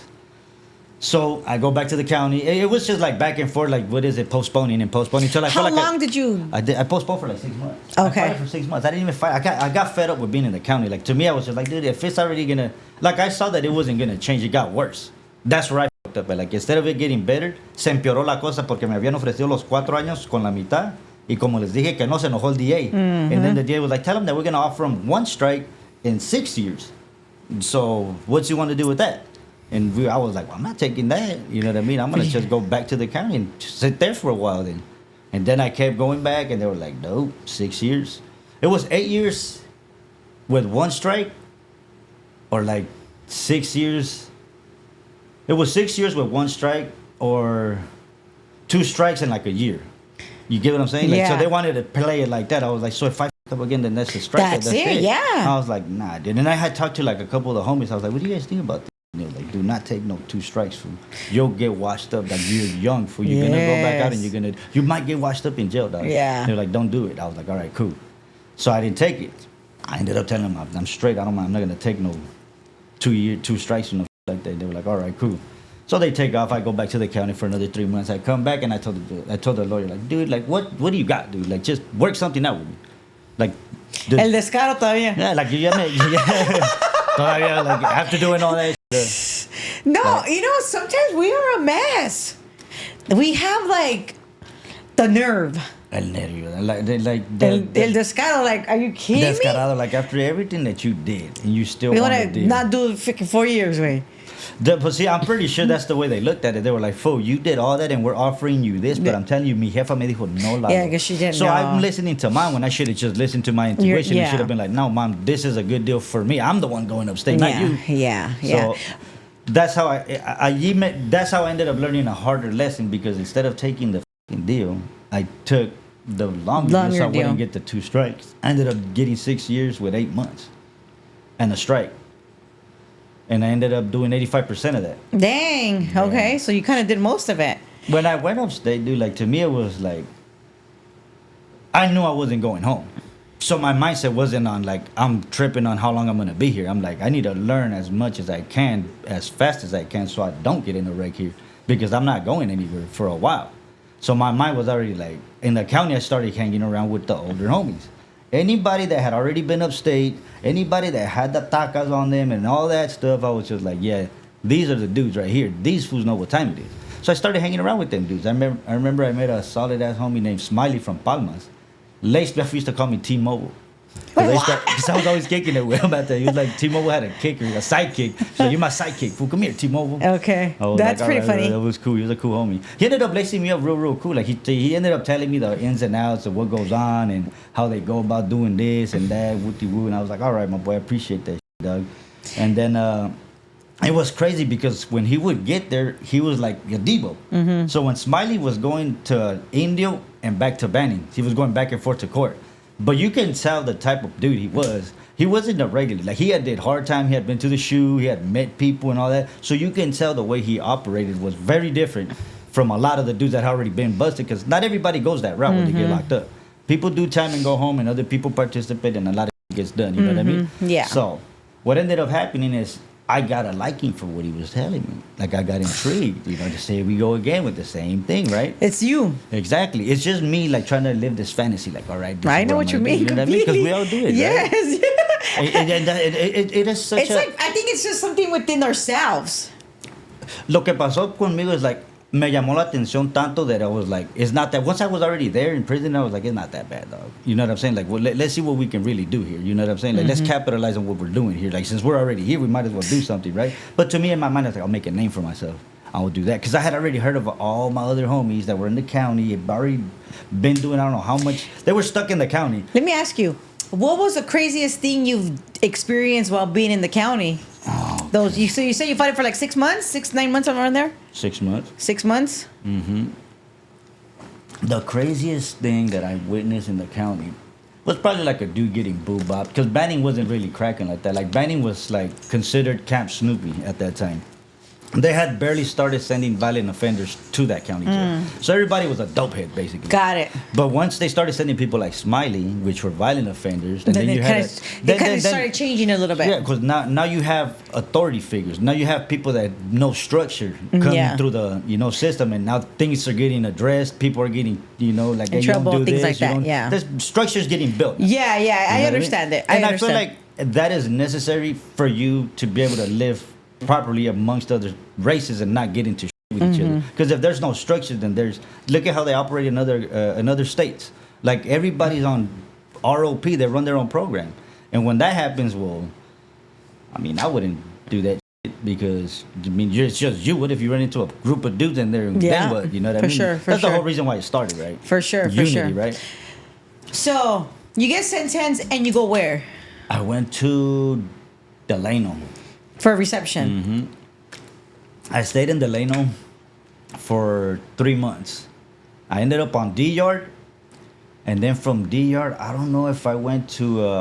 I think it was A3 after that. It was D6 and 7 were the whole. D4 and 5 were still GP reception, and then they started moving foods to A Yard. And then when I went to A Yard, that's when I got classified. They told me my points. They told me I was going to Centinela or Donovan. I ended up in Folsom, which is the Damn. completely opposite way for hours. But I was so happy. I was like, oh, hell yeah, I'm going to end up down south. My mom can come see me. Everybody, I'm not that far from anybody. You know? Yeah. Like, it's not going to be that bad of a trip, you know what I mean? And then they gave me my little ducket and it says Old Folsom. I was like, what? Where's this shit at, you know? We get on the Grey Goose and they ship us out there. How was your ride there? It was, I mean, it was exactly how they say it, dude. Like, they told us to shut Be up, quiet. Don't say nothing. The fool's in the back with the gauge, another dude in the front with the gauge, and they're just sitting there. Did they play staring at music? it. They played Marilyn Manson, The Beautiful People. The whole ride. Yeah, Damn, the whole ride. That is Oh, terrible. crazy.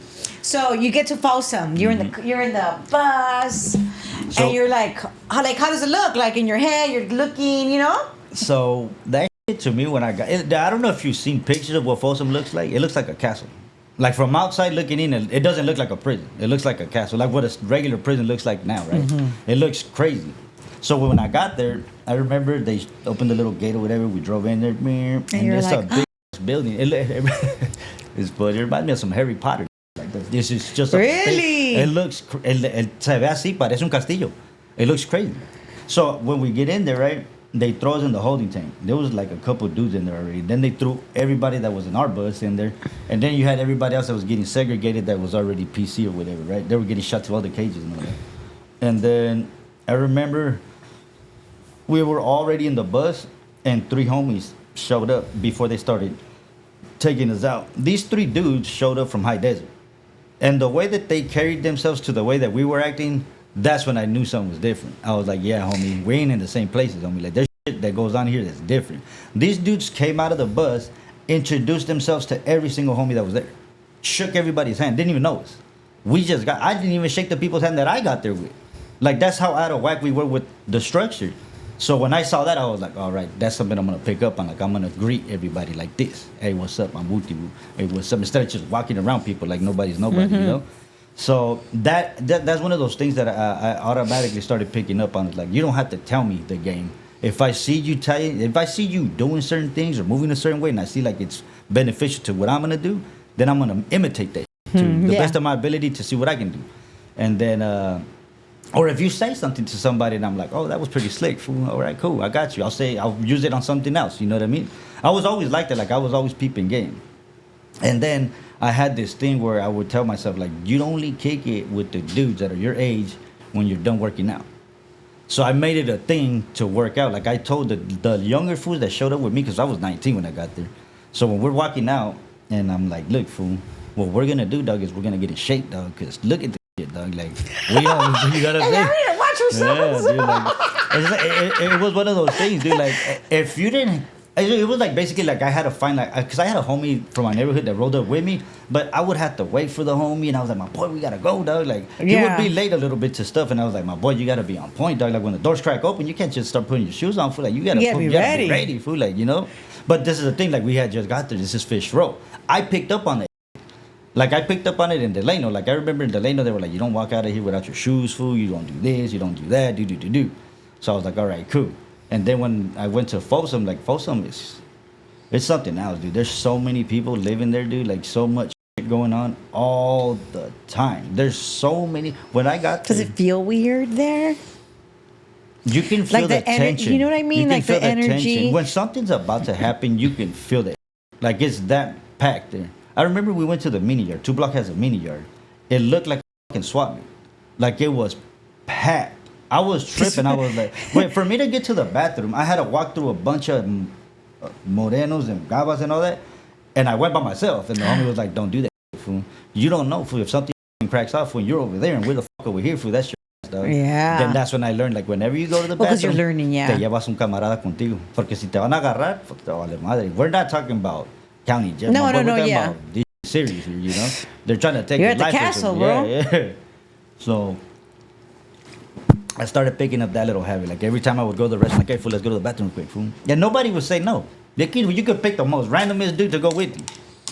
I would just pick a dude that I was like, if this cracks, homie, this fool's big enough, you'll probably defend us both. Mm-hmm. I had a homie named Scrappy from San Diego, big ass dude. That's what I did, nigga. Like, every time I saw a new homie roll up that was on swope, hey, fool, come here, dog. How long you been working out for, fool? All right, what do you do? I would start hanging out with them dudes until they left. Y luego llegaba otro. It was like a revolving door. There was always another homie that would show up that was on swope. And I was like, I'm gonna go talk to this fool because I want to get like that. And it was the same thing. I ran into that. Did you get like that? I ended up getting in shape. Like, I'm not a big dude, you know. I just No, your body can't get like that. yeah, pues allá adentro no. But the thing is, I worked out every day. Like, I did pull-ups and dips every day. It was like my escape. Like, when I would do that, I would feel a certain way. I would forget that I was locked up. And then the homies would be like, hey, fool, how you get like that, fool? Like, hey, fool, what are you doing, fool? I was like, fool, just work And out. it feels good, yeah. And you didn't use drugs while you were incarcerated. Oh, we'll get to that. Oh, So this is the thing, though, right? Like, it was very, very trippy because the shit that I was given, it was enough for me to just lose myself doing it. But I had to teach myself to be disciplined and not fall into that based on the shit that I was seeing happening around me. Like, I got introduced to H in there, and I started doing calditos, and then that ended up fucking leading to me shooting up and all that shit. And then I remember it got to the point where I was like, dude, this is not what the I'm here for. because you know what? However you want to put it, however you want to justify it, like, oh, I'm only doing calditos. The fact of the matter is that you're still putting heroin in your system. And you're still going to go through the process. You might not shoot up, but there's no difference, bro. You're still a user, you know, just like, for example, like me. I never shot up meth, but I smoked meth for a very, very long time. And I never did hot rails, maybe like once. I would only sniff and smoke because I was afraid I was like it too much. Okay. I'm an addict, bro. Yeah. You know? So that's the scary. I knew myself. Okay. See, that I have that too. And this is one of the reasons why I stopped doing the beer. I stopped doing pills. I stopped doing... Like, the H, I didn't like it because I couldn't do when I did it. Yeah, we're fucking energized, bro. Yeah, so yo quiero... I'm a hyper dude, so I like to, like, I drink the chanate, write letters, fucking whatever, right? Go play handball, go work out. When I'm on that I'm like, no puedo hacer nada, güey. Me siento como... Like, how are you even living I feel life, like I'm bro? paralyzed, bro. Like, as soon as I would get hit, I would feel the cough, like, right? And then you feel your whole body get hot, and I'm like, I gotta get on my rack right now, because I'm gonna start throwing up if I don't. Oh, shit. So I would just get on my bunk, and I bullshit you not when I tell you this, I would float away in thought. Like, I would forget that I was even in prison. That's I would why just they start do thinking it, about, huh? like, what am I gonna do when I get out?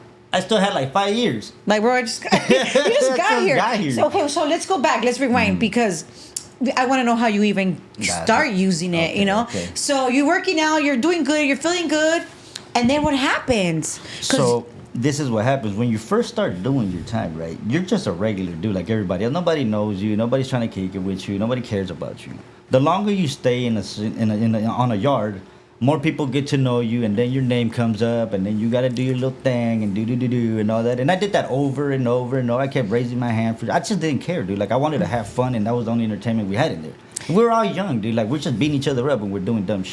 So I didn't see nothing wrong with it. I was like, whatever, fool. Like, it is what it is. But the whole thing is, the more you did it, the more the homies knew you were active. So to me, I was just like, it is what it is. All the homies in my block, the block that I was at, 2 Block in Folsom, if you were there in 2005, homie, it was f***ing cracking. Like, you're talking about each tier had 32 cells, and at least half of it was homies. Dang. we had it sold up. That block was a trip, dude. Like at nighttime when they would run phone calls and shit like that, it looked like a gang module. There was fools everywhere. I would walk up there. I remember when I first got pulled out of Fish Row to get sentenced to get sent to my actual cell where I was gonna live at. To start doing my little to go to be GP, right? I had to walk to the sergeant's office. And I felt awkward as talking to them fools. So I went. I gave them my paperwork. They were like, "All right, you live way the fuck up there." I had to go all the way to the 5th tier. I was like, "What the fuck, dude?" So I walk up the stairs, dude. And I'm like, "What the?" Like it was surreal. I was like, "What the fuck did I do? Like look where the fuck I'm at. Like this is the shit I got myself in." And I was like, "Well, fool, it is what it is now." Ya que chingada. So I ended up getting to the top of the tier, and I start walking down the tier, and I'm looking at homies and shit. Everybody's dressed in their blues. I'm just rolling out of Fish Road with all my punk. These fools are all baby cubbed. They're all blasted and shit. I'm like, damn. And it was dark. It was at nighttime, so this shit looked like a movie. I was like, dude, what? Like, it's a lot to take in. So I was like, I'm just going to go to my cell. I'm just going to kick it here. Then my cellie showed up, and I was like, all right, dude. How was he? He was cool. He wasn't like he was a cool homie. Like he taught me what he as best as he knew. You know what I mean? Because he was doing his first term too. You know what I mean? So it wasn't like he had already been doing time or nothing like that. He was on his first term too. That was one of the things though. A lot of us there were first termers. A lot like the OG dudes, they were already doing their own little program. They did their little routine or whatever. So unless somebody took a liking to you, nobody really did with you. You know what I mean? Especially because there's a lot of se amargan. Y no quieren hacer nada. I always looked at it like this, like my boy, this is your life, dog. Like make the best out of it. Yeah, be happy, bro. Like what do you get out of being mad all day, dog? Like you can't wake up at 5 a.m. for chow food, be all hardcore food. Like what is that? Like I remember fools getting beat up at 5 a.m. and shit. I was like, bro, like you don't have to be hard to do that. My boy, like if it is, it is. You know what I mean? If you got a pack of dude out, the thing was, it was so normal. Every day it happened. We would be at chow in the morning and some will pop off while we're eating. I would just get up, make sure it wasn't nuts, and sit back down and go back to eating. And then you get all the pepper spray smell, and everybody starts coughing, and all kinds of shit. I was like, man, dude. But see, that was just like reality checks. Like, this is what we're doing. Like, this is life right now. So enjoy it. I was just like, well, that's another little thing that I never knew happened in this mother, you know? A lot of things happen, dude. Like, a lot. I started getting really, really, really into working out because it was keeping me out of trouble. You know what I mean? I would do the little pull-up, dip shit. Then I would go and do handball. Then I go take a shower. Then I go play cards. Then I go back to my cell. Then I come back out for a night yard. Play handball again, go take a shower, come back to the building. And that was my day, every day. And then they try to put me on C status. No, they try to send me to school. And I was like, I'm not doing that, bro. Like, you know where we're at? Like, why would I go to school? Like, in my mind, I didn't want to do nothing. Like, if you were going to be there for a lifetime. The thing is, they try to push the school on me, and I was like, I don't even...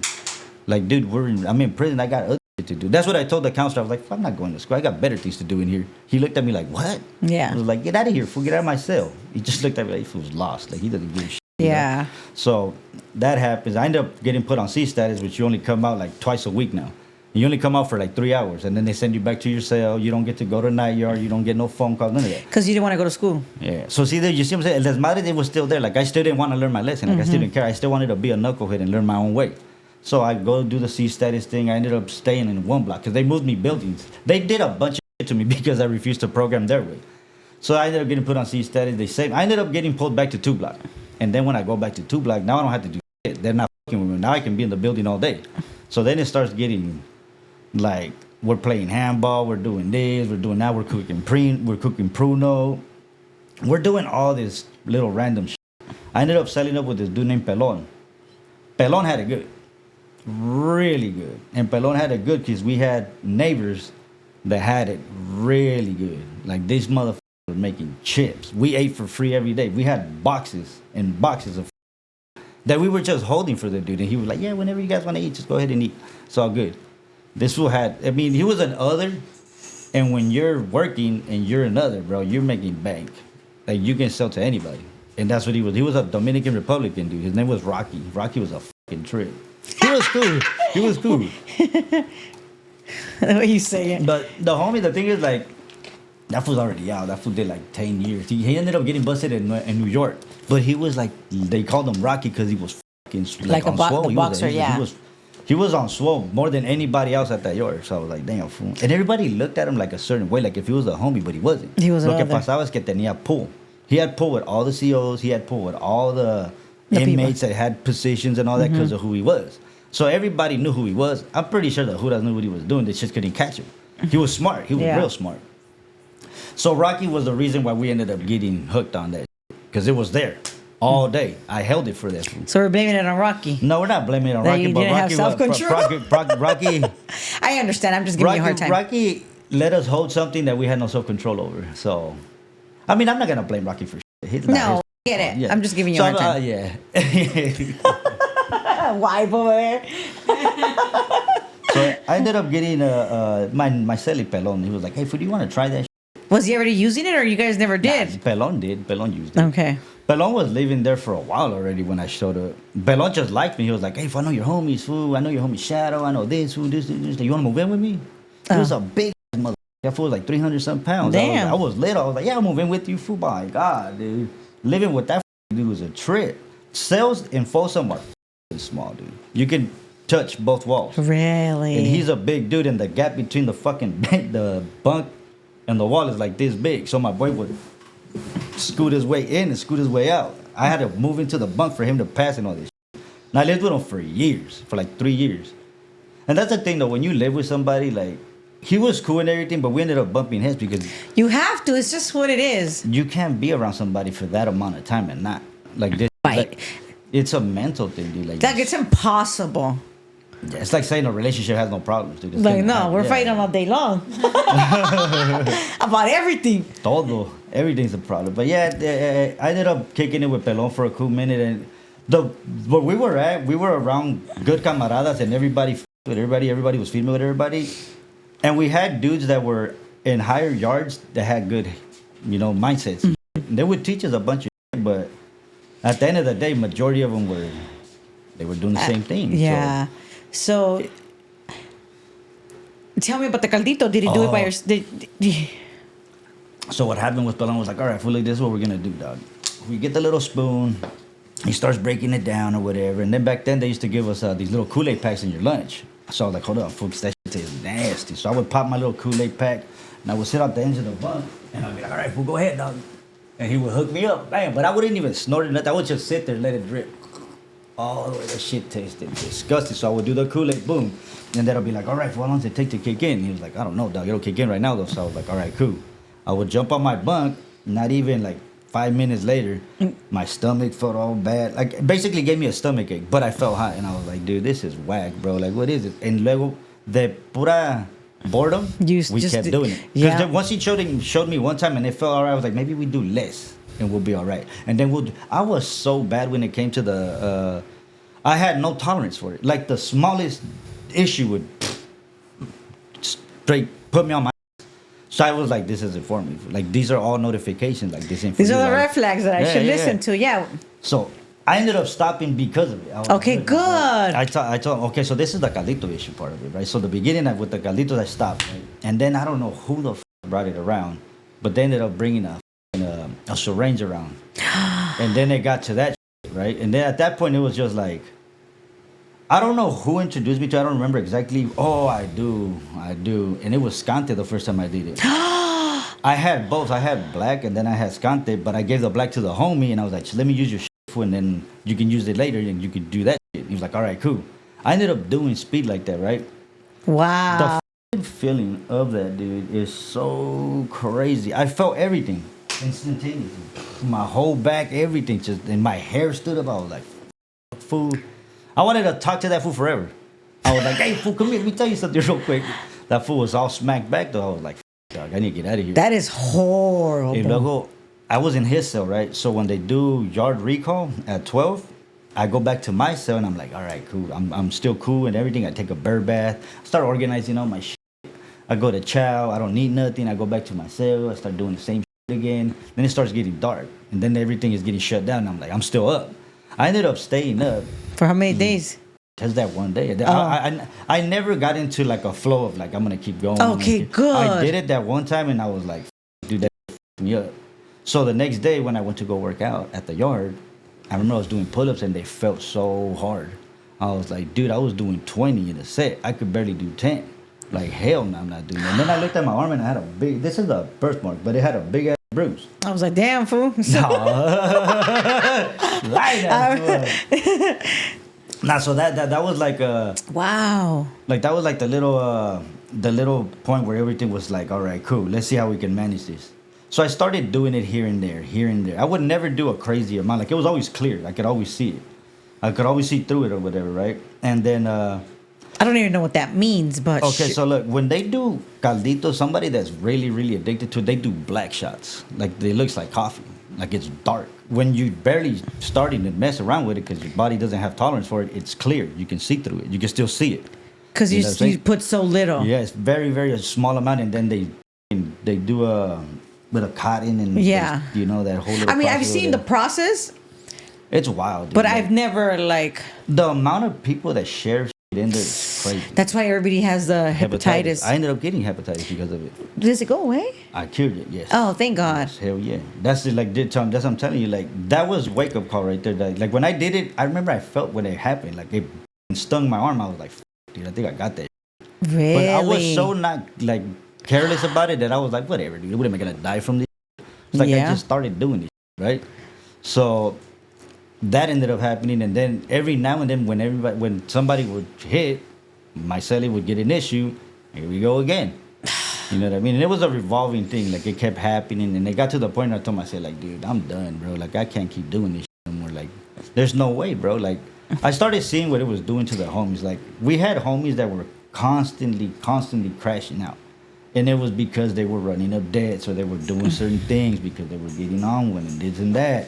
And I was like, my boy, like, I look up to this type of dog, and this is not what the what it's about, dog. Like, I don't want to be a dopehead like that and just, you know, like, that's not Lose cool, dog. myself. Yeah. It does basically. I saw people coming from level 4 yards that were disciplined, structured, lose what they had because of what was at Folsom. Like, the discipline that they had up there was no drugs up there. So when they came down to Party City and everything was there and everything was getting handed to them, everybody relapses. Everybody. There's not a single person that's not going to do that. It happened to me out here after supposedly being sober for so many years. Just because it's just so The feeling. accessible. It's so. The thing is, like, people don't make it easy either. They hand you everything. If you're somebody, oh, look, he hooked the homie up. Shoot him his Yeah, issue, don't you hook know? me up, fool. No. I remember they were starting to give me shit. I was like, I don't want that shit. Fool, give me some money. Give me some sopas. Fool. I don't care about that shit, dog. I don't want none of that shit. At all. Like, I don't care for What would the they lick. say when you would say that? They were like, all right, fool. Cool. Like, if you don't want them, whatever, we're not going to give it to you. It's like, I don't want it, fool. Like, I don't. Like, yeah, look at what it's doing. How Like, long did it take you to get off? honestly, to me, it was just like a switch. Like, I just told myself, Okay. like, I'm straight. I mean, fool. your body. What about your body? Your body too? I never used like that, nigga. Like, it would be like, okay, I didn't use for days on end. So let's say if I did it today, I wouldn't touch it until I completely got sober off of it again. Porque me daba cruda. So if I did it today, mañana amanecía con unas pinches punzadas. Like, if I drank all night. And I was like, damn, bro, like that. Like, well, this is why those fools get so addicted, because they don't want to go through that Yeah. process, so they keep going. Yeah. I told myself every time, dope, I'm not doing it. Like, if I ever did it, I was like, I'm going to do it just right now, and that's it. I'm not going to keep getting high. Because then that's how you start. You open that door. Yeah. And your mind I wouldn't doesn't be know. able to. Your- I'm doing that shit all fucking year. I know, well, that's what I'm saying. I don't know where it came from that I was able to do that. Like I kind of looked at it like, dude, like, it's literally killing you, my boy. Like, look at how Yeah. you look, dog, and you don't see nothing wrong with that shit. We don't see it. There was a young homie that I got there with. His name was, I used to call him Little. It was a little dark for you. I used to call him Little Brubra. And he worked with me in the kitchen, right? He was from South Los. His name was Necio. And I don't even know whatever happened to that dude. But I remember going to the hole and coming back out, and I seen him, and he was doing bad. Like, I felt for him. I was like, my boy. And I knew who his homies were, and I knew what they were doing. Like, they turned him out because he had money. And I was like, fuck, dude. Like, all these things that I witnessed, dude, were just like eye openers. Like, I was molded through a homie that told me, you don't send motherfuckers to do shit that you wouldn't do. That's right. And that's what I lived on. I stood by that. I was like, I wouldn't. Every time I asked somebody to do something, I was like, my boy, I wouldn't ask you to do shit that I wouldn't do, my boy. If you don't do it, I'm doing it. And that's the way I roll. So that's the way I was taught. So when I started And seeing, still. yeah, still like, that's how you lead by example, right? Like, you want to be a fucking role model, well, show them how to do it. Yeah. You know. So I just ended up taking that shit into my own hands. I was like, you know what, this shit is just not It's not the vibe, dude. Like, we're all looking like, shit, I don't want to look like that. I want to look good. Yeah. So I got back into working out. I started doing my thing and do. Then I went to the hole. That I honestly thank God that happened, because it really opened up my mind to what it is that we're doing here. You know what I mean? Like, who I really was and what I was really about, you know? So When basically, you get off drugs. Yeah, I started looking at it. You go to the shoe. There you go. So I ended up going. I was gonna get transferred out of state, and I had already talked to the homies. I was like, look, if they ever hit me with a duck, if we to go out of state, sign me up. I'm not going out of state. I'm staying here. I want to stay here. They were like, all right, if we don't trip, I got you. So the situation came up. The opportunity arose itself, right? I was like, all right, if we don't trip, I got you. So the whole thing went down. We did our thing, whatever. Ended up in the hole. Caught a shoot term. Caught a whole nother case. We caught a assault with a deadly weapon, great bodily injury, and GBI. That's great bodily injury. So that happened, right? And then when we get to the hole, they separate all of us. No, they put us in the holding cages. Okay, so let me tell you. When we get to the holding cages, right? Everybody's already pepper sprayed and all kinds of shit happened, right? So we end up getting taken to the hole after that. We sit in the hole for a while. I got shot with the block gun that day too. Wait, how does that? So we got active on the way to yard, right? Mm-hmm. And all the hood I saw was us getting down. They didn't see nothing else. So the gunner is right across from the fourth tier. So when he sees the commotion, he's automatically like, all right, I'm going to get these motherfuckers. So he starts shooting with the block gun. The block gun is a big strap that has a big revolver, and it shoots rubber bullets out of it. Boom, boom, boom. They hurt. You don't really feel it until it happens, right? So I remember It rips your skin? we were doing our thing. And I remember the homies, everybody moved down the tier, and I was going over there. I was going back over there. And I remember I was running, and I got hit, and I fell. And I was like, what the fuck was that? Well, the dude shot me in my leg. My leg fell off. Ooh. I was like, oh, shit. So then I got back up. We went back over there, kept on doing our thing. We got pepper sprayed. Everybody got down. I got back up. I was like, we ain't done with this dude or whatever, right? They ended up pepper spraying us again. They're like, get the fuck down. Stay up. That's it. Stay down. Yeah. It's crazy, dude. When you see the yard go down so many times, and then you're the one putting the yard down, is a whole different trip. It's a whole experience, right? But this is the thing, though, Like right? a movie, huh? Yeah. Like it's like is it like a blur, but not like a blur? Honestly, dude, it's like when I remember like it happened yesterday.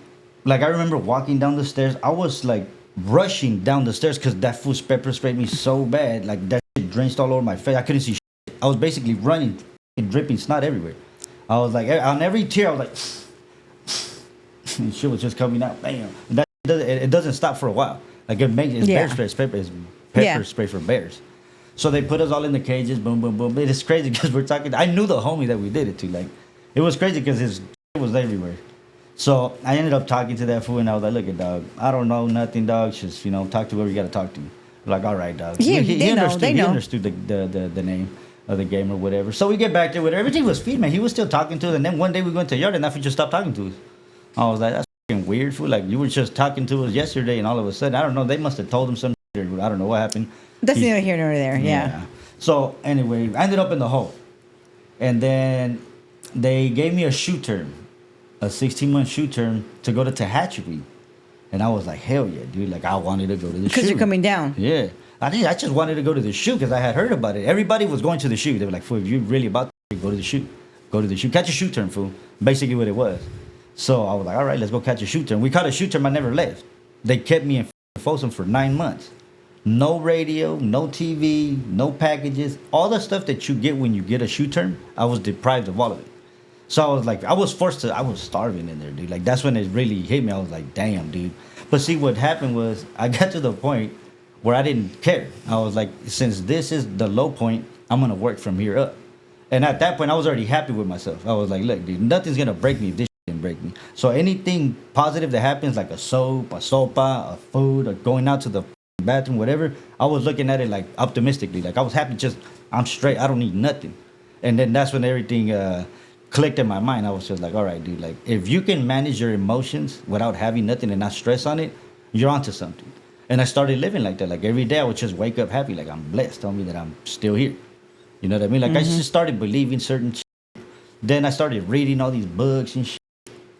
And then you didn't start reading until you got to the shoe? Yeah, until I got to the shoe. Well, that's the thing, though. I ended up doing my shoe term in Folsom because Tehachapi was overflow. It was packed. They couldn't take nobody. So the things that I was entitled to, they didn't give them to me. So Folsom was weird like that. Like they could have gave me my packages, they could have gave me a TV and put me aside with nobody else, but they didn't want to do that. I was still fighting the case. I was getting taken. I see what you're saying. You know what I mean? So I was getting taken from old Folsom to new Folsom to video court to go see the judge through a monitor, and then we would go back to Folsom Hall, and then we'd go back over there to New Delano, no, to New Folsom and Old Folsom, back and forth to court. Both of my co-defendants got booted out of the hole. They ended up on the mainland again, and then we were going to court, and I was still in the hole. So they ended up taking it to Sacramento. Sacramento ended up picking it up, and when we went to actual court to see the judge, this is when we're gonna get actually charged for it. And then, like, they got to that point, and now we had to actually physically go see the judge. Oh, wow. So they took us out of Folsom. That was like I had already been down for like 4 years. So I'm still in the hole when we get taken out. So I'm tripping on everything. I was like, damn, fool, like everybody's got a phone out here, dog. What the It had already been years since I've, been outside or whatever. So we go see the judge and everything, and I never wanted to take a deal. Like every time they offered it, because they had offered us 2 at half, my co-defendants were gonna do 1 year. I was gonna get doubled up because I had a strike, so I was gonna end up doing 10. And I was like, I'm not gonna do that, bro. Like I had a conversation. We all talked about this. We're like, we're all gonna agree on a deal. We're all gonna take that deal together. If one of us doesn't agree, we're not gonna do it. That started happening. I told them, I'm not taking no deals. Fool. I'm going to the box. Fool. You guys want to take a deal? Call your lawyer. Tell him to split the case up, and we can do that. I'm not taking nothing. Long story short, I ended up taking it to the box, and we won. So we ended up beating the charge. They ended up dismissing everything. All the juras that showed up to the scene, the COs, everybody gave different statements. Nobody knew nothing. Like everybody was like, "Oh, they don't know who started what," or nothing matched up. So the judge was like, "You guys It worked out." The judge was like, "You guys don't have anything. Like, so why are they even here?" So they ended up dismissing everything. I was like, "Good. You guys wanted to sign the 2 years, motherfucker. You know what I mean? Like, you guys are scandalous." Like, I knew what I signed up for, and I wasn't gonna sign. You know? Yeah. So I was like, all right, cool. So that was like a little win for me. I went back to the hole all happy. I was like, here, going home, right? So I get kicked out of the hole, back to Folsom. Whoa. When that happened, bro, it was like I was a movie star. Everybody knew you. Like, once you did something like that and you got shot back up to the same yard, it was like, oh, that's the homie right there. Fool, that fool's acting. You know? Mm-hmm. Te dan porras, te echan porras. They blow your head up, right? I was on some shit, like, I was mad. I was like, man, homie, I was back there starving. I needed some sopitas. I needed shit. I was mad, right? And I was like, look, my boy, this is what I'm going to do, dog. If you need me, dog, it better be somebody that's from my area or from my city or something. Or it better be something real drastic, dog. Because all this other shit, ta cabron, homie, to starve back there, homie, when there's a bunch of shit going on over here, you know? So I was like, I basically taught myself a lesson with that. Good. You know what I mean? So I was like, yeah, fool. Well, what ended up happening is I ended up getting put on a little pedestal, and I ended up doing my own little thing. I had my own little block. So when that happened, I was just like, fool, I'm straight. Like, I don't got to do. Yeah. I ran it as best as I was taught. And I was going to dudes that were coming from higher yards, asking them certain shit, like, how do you do this? How do you do that? And they laced me up. And the thing was, like, I was so young doing that to me it was surreal. Like, I was like 23 telling grown motherfuckers what the to do. Like, no, fool, you need to go to yard. Like, why are you in here? Go to yard. If something happens, why are you in here? You know what I mean? Like, you can't skip out on yard, my boy. Like, if there's yard, get to yard. It was weird, dude. Like, it was just a trip. I believed in it so much, nigga, that I became it. You know what I'm saying? Like, I was captivated by the whole life. Like, the shit that I was able to do, I was like, dude, not even that. When I was in the hole, I was able to run the workout back there. The adrenaline that you feel when you're the one yelling, pa abajo, and everybody goes down, and then you go up. It's like everybody's following you.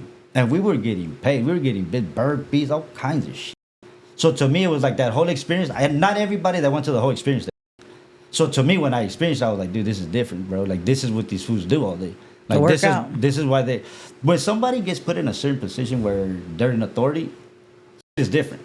You don't rock. You don't do the same. Yourself, yeah. You don't do this thing that everybody else is doing. You know what I mean? Like, you're seeing shit in a whole different, you know? So I started moving different. Like, I started watching what I was doing all the time. I was always on my P's and Q's. I was always watching everybody. Always. I didn't do drugs. I didn't do shit. That's one of the reasons why they put me there. They were like, look, fool, you don't do drugs. You don't do this. You're always here. Here. Just what we're going to do for you. We're going to take care of you. We're going to hook you up. Just, take care of it. I was like, all right, cool. So that happened. And then I did that for maybe like a year. And then I got I got transferred to High Desert from Folsom. When I went to High Desert, I was the only one that got transferred out of the prison. So I got put in a little fucking cage by myself, and the rest of the bus was packed. And I was like, this is kind of weird. Like, what is it? So I didn't know nothing, so I didn't say nothing to nobody. I just kept my mouth shut though for like the whole 9 hours till we got to High Desert. And when we got to High Desert, they started pulling fools out of the bus. The whole bus was PC. Everybody was PC but me in the bus. I was like, damn, dog, that's all bad. Because as soon as we were walking off, the SEALs were like, sensitive needs or GP. They were like, sensitive needs, sensitive needs, sensitive needs. I was like, Dang. so they were all PC, everybody on the bus. I didn't talk to nobody, so I was taught, didn't want to say to nobody fool unless you know who they are. So I was sitting there like contemplating, like, should I say what's up to this dude? Because you were in the cage. Yeah, it was somebody right next to me. I was like, then he looked, I was like judgmental. I was like, I don't know what this dude's here for. You don't even look good. He looks weird to me, you know, so I'm not going to talk to him. So But before it was, back then it was like a little different. It was less people, I feel, right? It was, I mean, the type of people that were getting busted. It was like different. they had to be like some kind of weirdo. Yeah. Not, you know. The thing was, there was a lot of the other races were there for weird crimes. Yeah, we know the kind of You know weird what I mean? crimes. Yeah, I get it. I get it. I mean, I didn't, like, I came from a solid yard, so when I got put on a bus and I got put in a cage, I was like, this is my cue. Don't say shit. Don't talk to nobody till we get to where we're going. And if they end up in the cell with me, then we'll chop it up. But that's discipline. I had to shut my ass up for a whole 9 hours and not say shit. So I was just looking at everybody. I was like, man, what the fuck, dude? So we get to High Desert. They take us all out. I'm like, yeah, that's why, because you guys are on that side of the field and I'm over here. Got it. And then I get taken to my cell, got to the homies, whatever, shot on the paperwork and all that shit. Everything checked out. They came back with all kinds of shit. They got me a CD player. They got me yard shoes. They had me clothes, everything. The unity was there. Like, that's the shit that we were missing in Folsom. Like, Folsom was more of a, your car will handle you. Like, your homies will take care of you. I wasn't brought like that. I wasn't taught like that. To me, if you were a solid camarada and you were cool, I took care of you. Because that's what I believed in. Yeah. I don't care where you're from. We're not on that right here. Yeah. We're not on, you're from here, you're from, I don't care where you're from, bro. If you're with this shit food, then we're good. Yeah. We had residents that were straight legit doing. Yeah. You know what I mean? I was like, look, fool. Down fools. Yeah, and that's the thing, like, As it should be. You know, if you're down, you're down. To me, I looked at it like this, my boy. If you came to prison for being a fuck up, and all of a sudden you want to be a little stuck up dude that doesn't do shit, but you're over here wolfing your mouth, my boy, like, don't be doing that. Because everybody gets called on when they start acting like that. Like, if you say that you're this and you're that, believe it, bro, you're going to come calling on you. I was told, don't say shit, don't act hard, just go and learn. Be yourself. Yeah, go learn some shit. Started reading and doing all that little shit. I basically taught myself how to read and all that. Because I didn't even, like, it got boring, dude. Like, it got to the point where I was like, dude, I can't keep watching General Hospital. I've been watching that for years. I knew everybody on there. I was like, dude, this is not cool. So I started diving into books. I read as much as I could. I started a routine. I started waking up at High Desert. Yeah. Well, this is what they taught me in Folsom Hole. Like, we woke up every day at 4 and we programmed all day. It don't matter what you were doing. You had to sound off when you were done working out. You had to sound off before you went to sleep. You had to say whatever on the tier and all that shit. And then when I went to High Desert, it was kind of like being in the hole again because we're always slammed. So I was already used to being locked up, being slammed down. It was just, this shit happened very often. Like, we would get off a lockdown, we'd go to yard, get some canteen, and the yard would go down again. That shit was always action. Like, there was It never... was just normal. It was just normal. It was more of a, nothing got left for the next day type. Like, if there was time, it was going to happen. They just used it. They would let us get our canteen and all that. Ya cuando se iba a acabar la yarda, you'd say what's up to your homie, like, hey, I'll see you in 3 months, dog. Because they lived in another building or something. You haven't seen them in 3 months. Like, all right, fuck, get at you, dog, all right? And then they would put the yard down and back to the fucking hole we go. It was cool, dude. Like, I was used to it. Like, to me, I looked Sometimes at it like... it's kind of better to be by yourself and just like in the cell. It's less like, just drama. come out. Exactly. Sometimes it's just better. That's why single man cells are always better. So how long were you in High Desert? I got there in 2009, the end of 2009. So I was there for like a year. Because I paroled in April 30th, 2011. So I got there like at the end of 2009. What would you say was the craziest in High Desert? Bro, like the craziest that that you could recall. I seen that shit hurt, bro. Because I seen homies that I really fucked with, dude, get fucked up in there, and that shit was fucked up. Like, watching somebody that you know like that and not being able to say shit to him because of the shit that we live by, that shit was fucked up. I was like, damn, dog. Like, I wish I could have saved you, fool, but I can't. Like, that'll get that's my ass if I do, you know. So knowing that type of shit was like always in my mind. Like, this is why we don't want to do this shit, fool. Like, this is why you don't come back. Yeah. Because This can ultimately be. I played my cards right, but like I saw shit and I was like, nope. I knew about certain shit. I'm never doing that because I know what it. This isn't a game, bro. Like what? Think about, I'll tell you like this. It was a game, but you have to know how to play it. So if you getting involved in all this shit and you don't know what you're doing, you're gonna get hurt. You're gonna wreck. You're gonna get hurt bad, bro. Like this isn't like a slap in the fucking putat. No, bro. Like these fools are serious, you know. So that just opened my eyes. I was like, damn, fool. Like this is real. Yeah, that is a lot, you know, and that is crazy to see somebody that you know and it's like, bro, I wish I could have helped you, but I can't because I have to put me first. It's fucked up, dude. It's a fucked up way to live.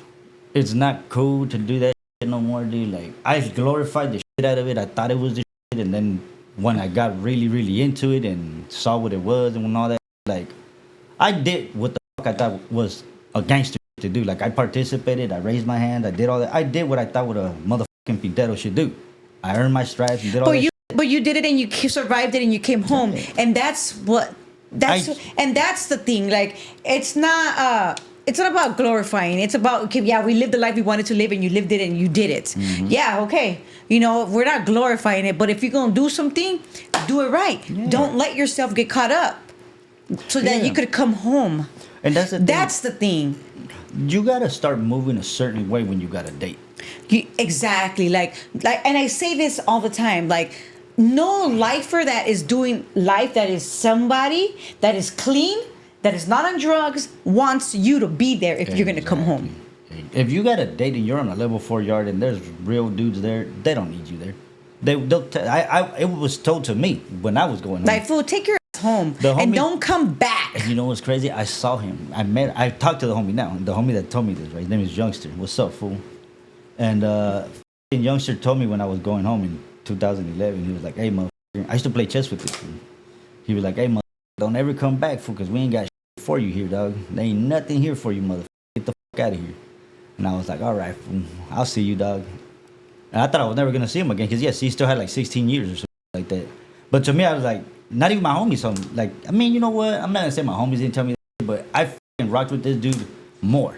Like, the conversations were different. Like, I don't have weird conversations about it. Like, the shit that I was already reading and the shit I was doing had already taught me to talk about certain shit, you know? Mm-hmm. Like, I wanted to learn more, teach me more, fool. Like, show me more. Like, I want to know everything, you know?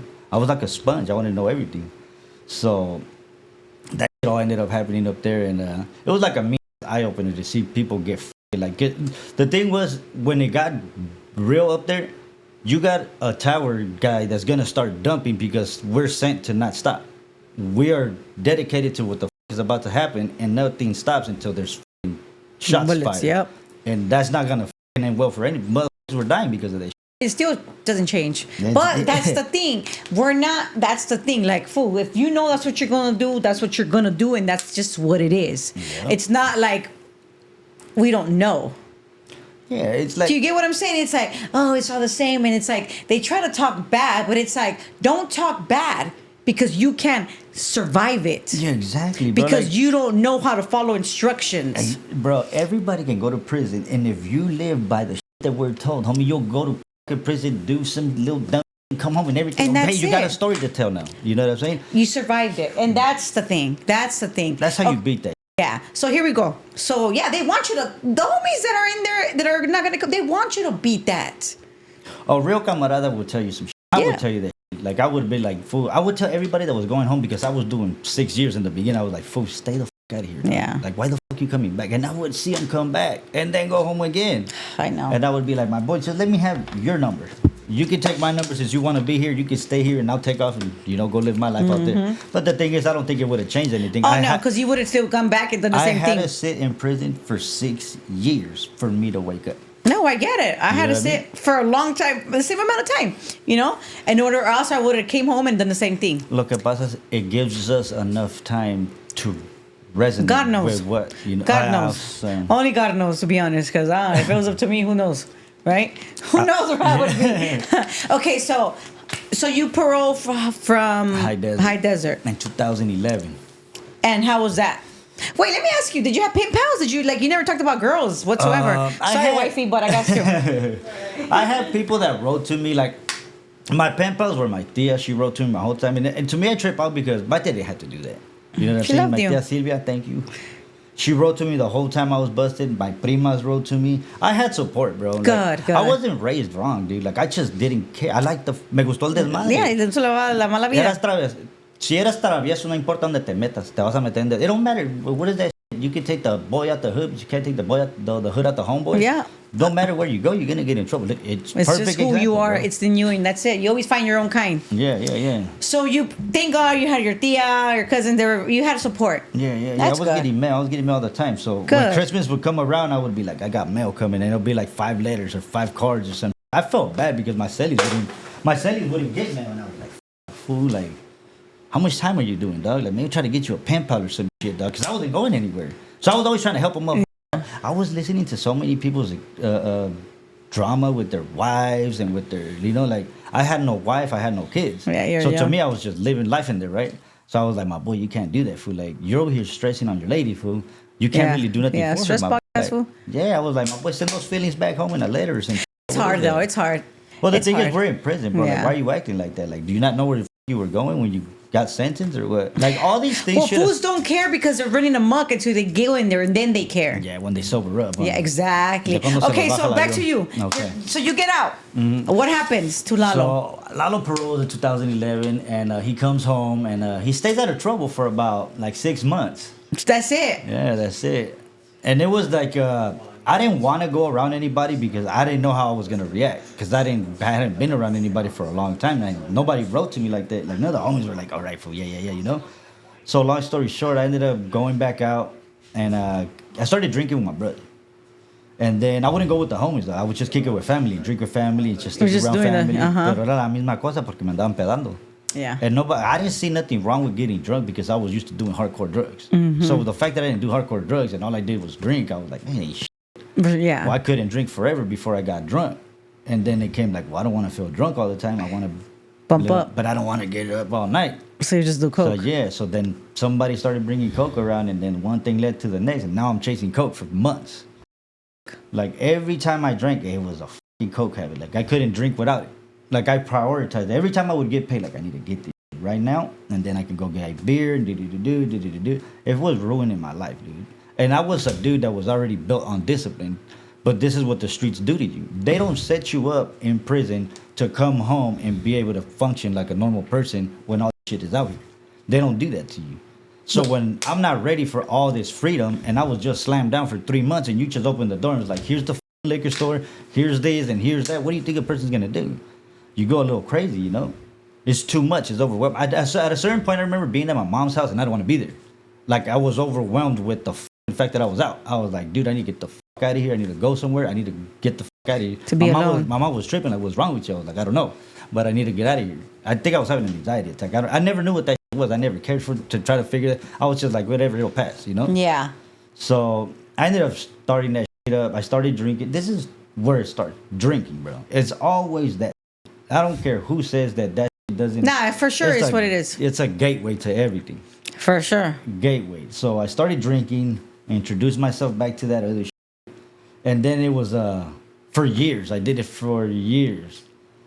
That shit was, it consumed me, dude. Like every time I drank, I had to go do it. I had to. How long did it last for? The use for like 10 years. Oh, how long have you been Sober. I sobered in 2022, I think. okay? So I've been sober for like, I have it on my app. It says 1,050 something days. Oh, or there's some an shit. app? Yeah, it's what's up. How What cool it? is that? You guys, let's find out what this app is called. Check it out, guys. I am sober. What? I am sober, yeah. There's an app called I Am Sober. Wow. If you guys need that, look right here, 1,058 days. Wow. You guys, I didn't know that. I'm not sober. Okay. But I don't drink every day and I don't drink every weekend. Okay, that's good. Unless I'm out. Okay. Yeah, My husband doesn't drink or smoke or anything. Okay, that's cool. That's good. That's good. Somebody's got to be the DD. Yeah, he doesn't he doesn't do anything. Okay. That's good. I do. If I'm gonna go out, I'm not gonna sit there sober and watch you fools. Like, nah, I'm just not. Yeah. I'm See, not. ¿sabes lo que pasa conmigo? I'll show up, but once everybody starts drinking and that starts happening, that's my cue to go. Well, see, that's us. we always leave early, and I'm like, Yeah. ugh. So I'm always like I'm always trying to get it in as soon as I can, and I'll just come home and go to sleep. Like I don't really drink. I don't drink at home. Like I don't drink at home. I drink with my mom on a Monday, and we'll just pop a bottle of champagne. Okay. That's my mom. That's what she does. Mondays, that's what she does. Yeah, She's little routine. 65. She knows she had brain surgery. She went through a lot, and she got a divorce, and she's by herself. So her Mondays are her days off, and she comes to my house, and that's what she does. And That's good, hey, that's good. my mom, that's what she Yeah. does, and whatever, mom. But as long as you're okay, that's what matters to me. You're not going anywhere. Yeah. She's good. Yeah, Anyways, treat mom right. yeah. Hell yeah. So you've been clean for, you said for like 100 and how many days? 150. It'll be Damn, sober. 2 years, 10 months, and 23 days. That's good. Is that when you started your fitness stuff again as well? Okay, so my doctor, when I went, when the shit hit the fan, it was roaming around in my head that I needed to quit. Because I was drinking heavy and doing blow crazy. Like it was every other day I was doing it. I was pushing it, so I had it there. Okay, You know got what I'm it, saying? got it. But got the it. fact that I had it, I wouldn't overdo it because I had it there. It was when I didn't have enough, I would have to, like in the back of my mind, I was like, damn, I'm going to run out. I'm going to need more. Then when I had a good issue, I was like, I don't even care. Like it's already there. It's like when they say, like when you have a lot of money, you don't want to spend it. But when you don't have money, you want to spend all your Oh, it was the no, same I thing. understand. So it was the same, right? So long story short, I ended up talking to myself. And I don't even consider it that I was talking to myself. I consider that conversation that it was between God. me and God. That's right. Because you never talk to yourself. Like your conscience is always going to be the antenna to you and your Lord, right? So I had this conversation and I was like, look, I'm going to go in here. And if it turns out that I don't have jaundice or I don't have cancer or I don't have fucking whatever, then I think it's done. I think I'm done with this shit. And I went in there and they were like, dude, your fucking cholesterol is through the roof, bro. Like, what the fuck are you doing? It was like 1,000 something. Tell them that one of these lights, one of the cameras made a noise, please, if you don't mind. Thank you. And then they went in there, they did the blood test and all that, and they took off. And then they came back and they were like, dude, we're concerned. Like, what are you doing? Like, what do you do? Like, what is your day look like or whatever? And they was like, well, I better break it down to them. Like, what You I did. told them the truth. Yeah, I told them I do this, and I do this, and I eat like this, and I don't do workout, I don't do shit. They were like, all right, well, I'm going to need you to start working out every day, and I'm going to need you to start eating healthy. They never gave me a diet plan. You They just never- had to. They just, basically, they advise you to go take care of yourself. And then this is why I feel like a lot of people don't do it, because there's no system for them to go based on. Yeah. They're forced to go look for themselves on their own. You know what I mean? Like, go figure it out. Yeah. Figure out how you're going to They already told you what's wrong with you. Get it together. So I ended up going back to LA Fitness, started going to the gym again. And the thing with fitness is it always aligned me with everything that I was trying to do with myself. Like every time I went to the gym, I would go home, I would start handling business, like little tasks. You just feel Yeah, good. you feel like you're aligned, like everything felt right. I know. After every workout, everything was like, all right, fool, now I know what I gotta go do. I gotta go do this. Then I'm gonna go do that. It's like the fucking las pinches llantas empiezan a caminar, you know? So I got into fitness really, really, really bad, right? So after Well, you a while- replace one thing for the other. Well, that was my thing. Like my addiction was beer, and when I wasn't doing beer, I was like, well, what the fuck am I gonna do? You gotta Like, work I- out. So I was like, well, I was really into working out, so let's just go back to that. I would spend hours at the gym, but it was just so I wouldn't drink. Oh, help you. That was your- my coping mechanism. Yeah, and it then worked. If I didn't want to go to the gym, I had a dog back in the day. His name was Keenan, and I would go on a hike with that for fucking hours. I would hike up like 4 hours, and I'd be like, dude, I gotta hike back down. Dog, I forgot about that. That's how lost I would get. Like I would just be like, I would go on jogs, dude, to the point where I didn't even know where the I was running. Like I was running from myself. Like I was Yeah. trying to find myself again. Yeah. And it was a mental. Cause I ended up losing my brother and all kinds of shit, right? Oh, I'm sorry. And that shit was all bad. Cause what ended up happening was he ended up overdosing in Corcoran. And Wow. I have him blasted right here in the back of my head. But that was like one of those fucking things that when it happened, it was just like, fool. He was doing 40 years, right? So I was like, my boy, like you were supposed to come home, dog, but not like this, you know? So he came home or whatever. I still remember when when my mom called me, my sister called me. Well, I was at work with my dad. It was a Saturday, and they called my dad, and my dad didn't answer. I ended up answering the phone, and my sister was tripping. She was like, hey, they just called. They said, fucking Whoopty Woo just died. And I was like, what? And I could hear my mom in the back going crazy. And I was like, damn, how am I going to tell my dad? So I told my dad, like, hey, something's going on at the house. We got to go. My dad's tangra now. He's working. He's doing his No, thing. We're yeah, doing nothing matters landscape. but his work. Yeah, he's just trying to handle business. I was like, all right. I was like, how the do I tell him? Like, this is his son. I got to tell him basically, you know? And I was like, all right, dude, check it out. I was like, Dad, we have to go. Something's going on. He was like, no, we'll go. And I was like, dude, we have to go. Like, it's serious. Like, it's bad. And he just stopped and he looked at me. And I told him, I was like, dude, this fool just died. Like, they just called the house and said that he died. And they don't call and they don't up like that. Prison doesn't do that. They never. They Like, he had to rarely- be down at least for like a whole day in order. They Probably. will never call your house. If they do, that's like a big The worst thing, up, yeah. You know what I mean? So when they call home, it's somebody died. Something happened to somebody. Or somebody got stabbed or some shit happened, right? So when they call the house or whatever they told, I ended up calling the prison. And I was like, dude, the happened, dude? Like, what do you mean? Like, break it down to me. Explain to me what happened. You just call my house and tell me my brother's gone and what the is that? So what's up? The dude got emotional on me. He was like, bro, I don't know what to tell you, dude. Like, I'm sorry. And I was Wow. like, well, dude, that's not enough. I need more. I'm like, what can you tell me? Like, where's he at? Whoop-de-whoop. It ended up taking a toll on my life, dude. I drank so much. After you've been trying to be clean as well. No. I sobered up after that. Like, Oh, okay. I used his death to abuse myself even more. Got it. I got to the point where I was drinking and I wasn't feeling shit. Like, it wasn't doing nothing for me. Wow. Like, I would drink and I would still feel the same. Like, that food's still gone. This shit is not bringing them back. I'm sitting here in my own shit. And then you got yourself sick. And then I was getting sick. Like, I was basically killing myself slowly, you know? And then I remember going to the cemetery and I see my one of my homies. This is prior to my brother passing away. And this is why I won't drink anymore. I saw my homie Chino there and I spoke to him about how bad we were with this drinking shit. And he was like, I'm going to die from this shit. And I was like, well, I think I'm going to die too, dog, because I got hepatitis C when I drink every day, my boy. I drink every day and I do coke every day. Like, it is, like, it's the thing to do. Like, I don't care. That's what I do. That's my thing. That's my choice of habit every day. And he was like, yeah, fool, I pop pills and drink this every day too. So I was like, all right, then. Well, we'll see who dies first then. Fool. Wow. That was the shit we were talking about because we were just lost in the stupid shit we were doing. Long story short, Chino's not here anymore. Chino ended up going. Like, his liver failed. And then, but this is the thing, like, I took Chino to bury my brother.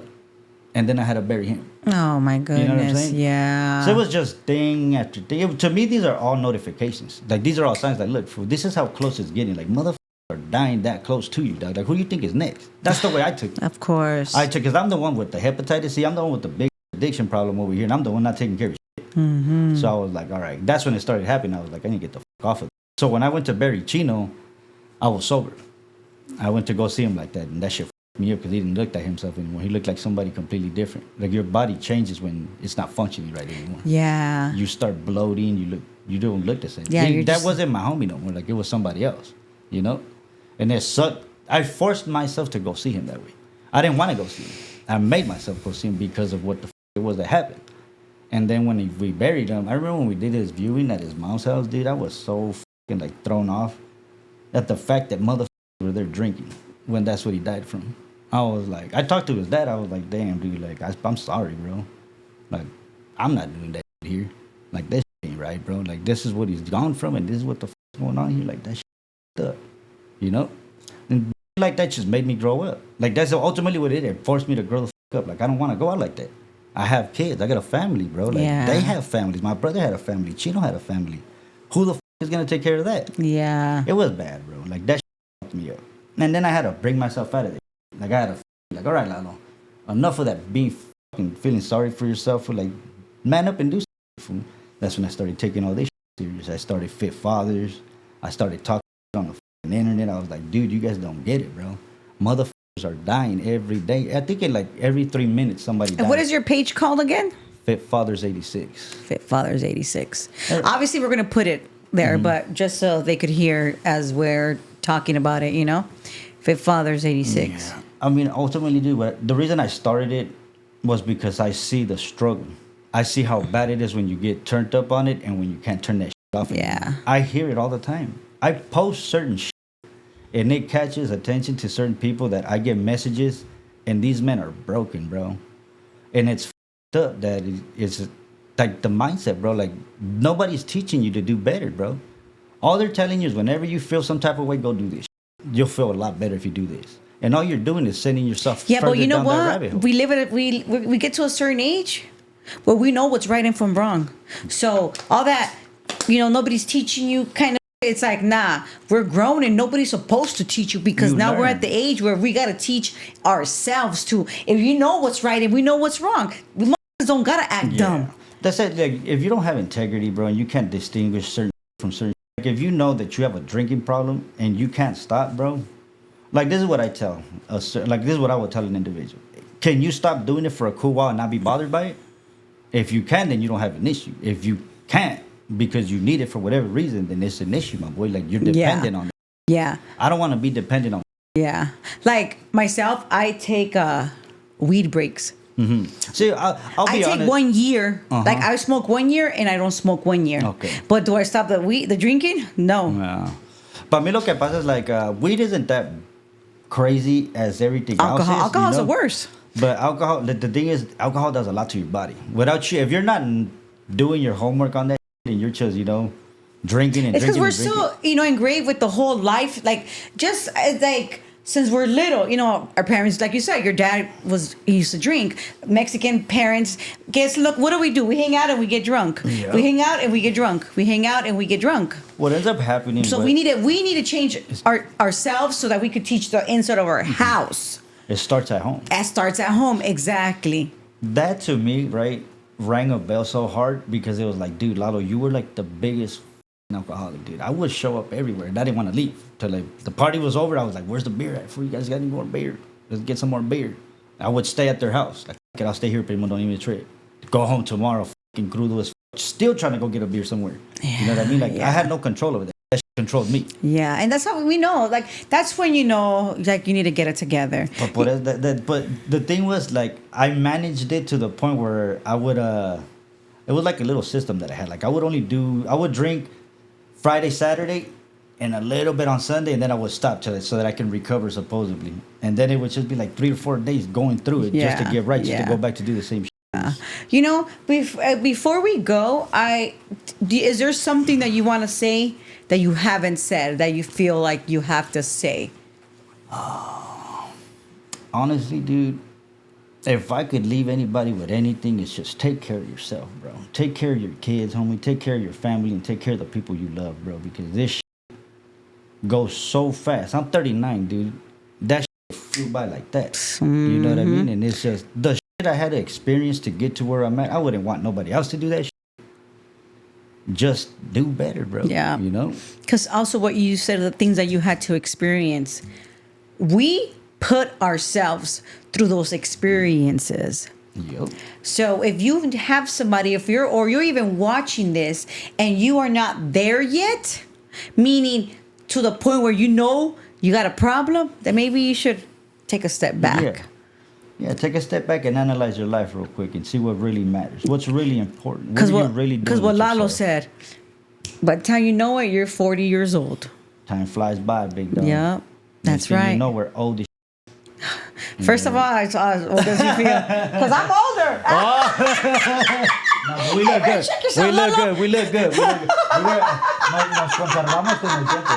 That's what they say, right? When you do time, you preserve yourself. You know what I mean? How do you feel right now? I feel good. I feel real good.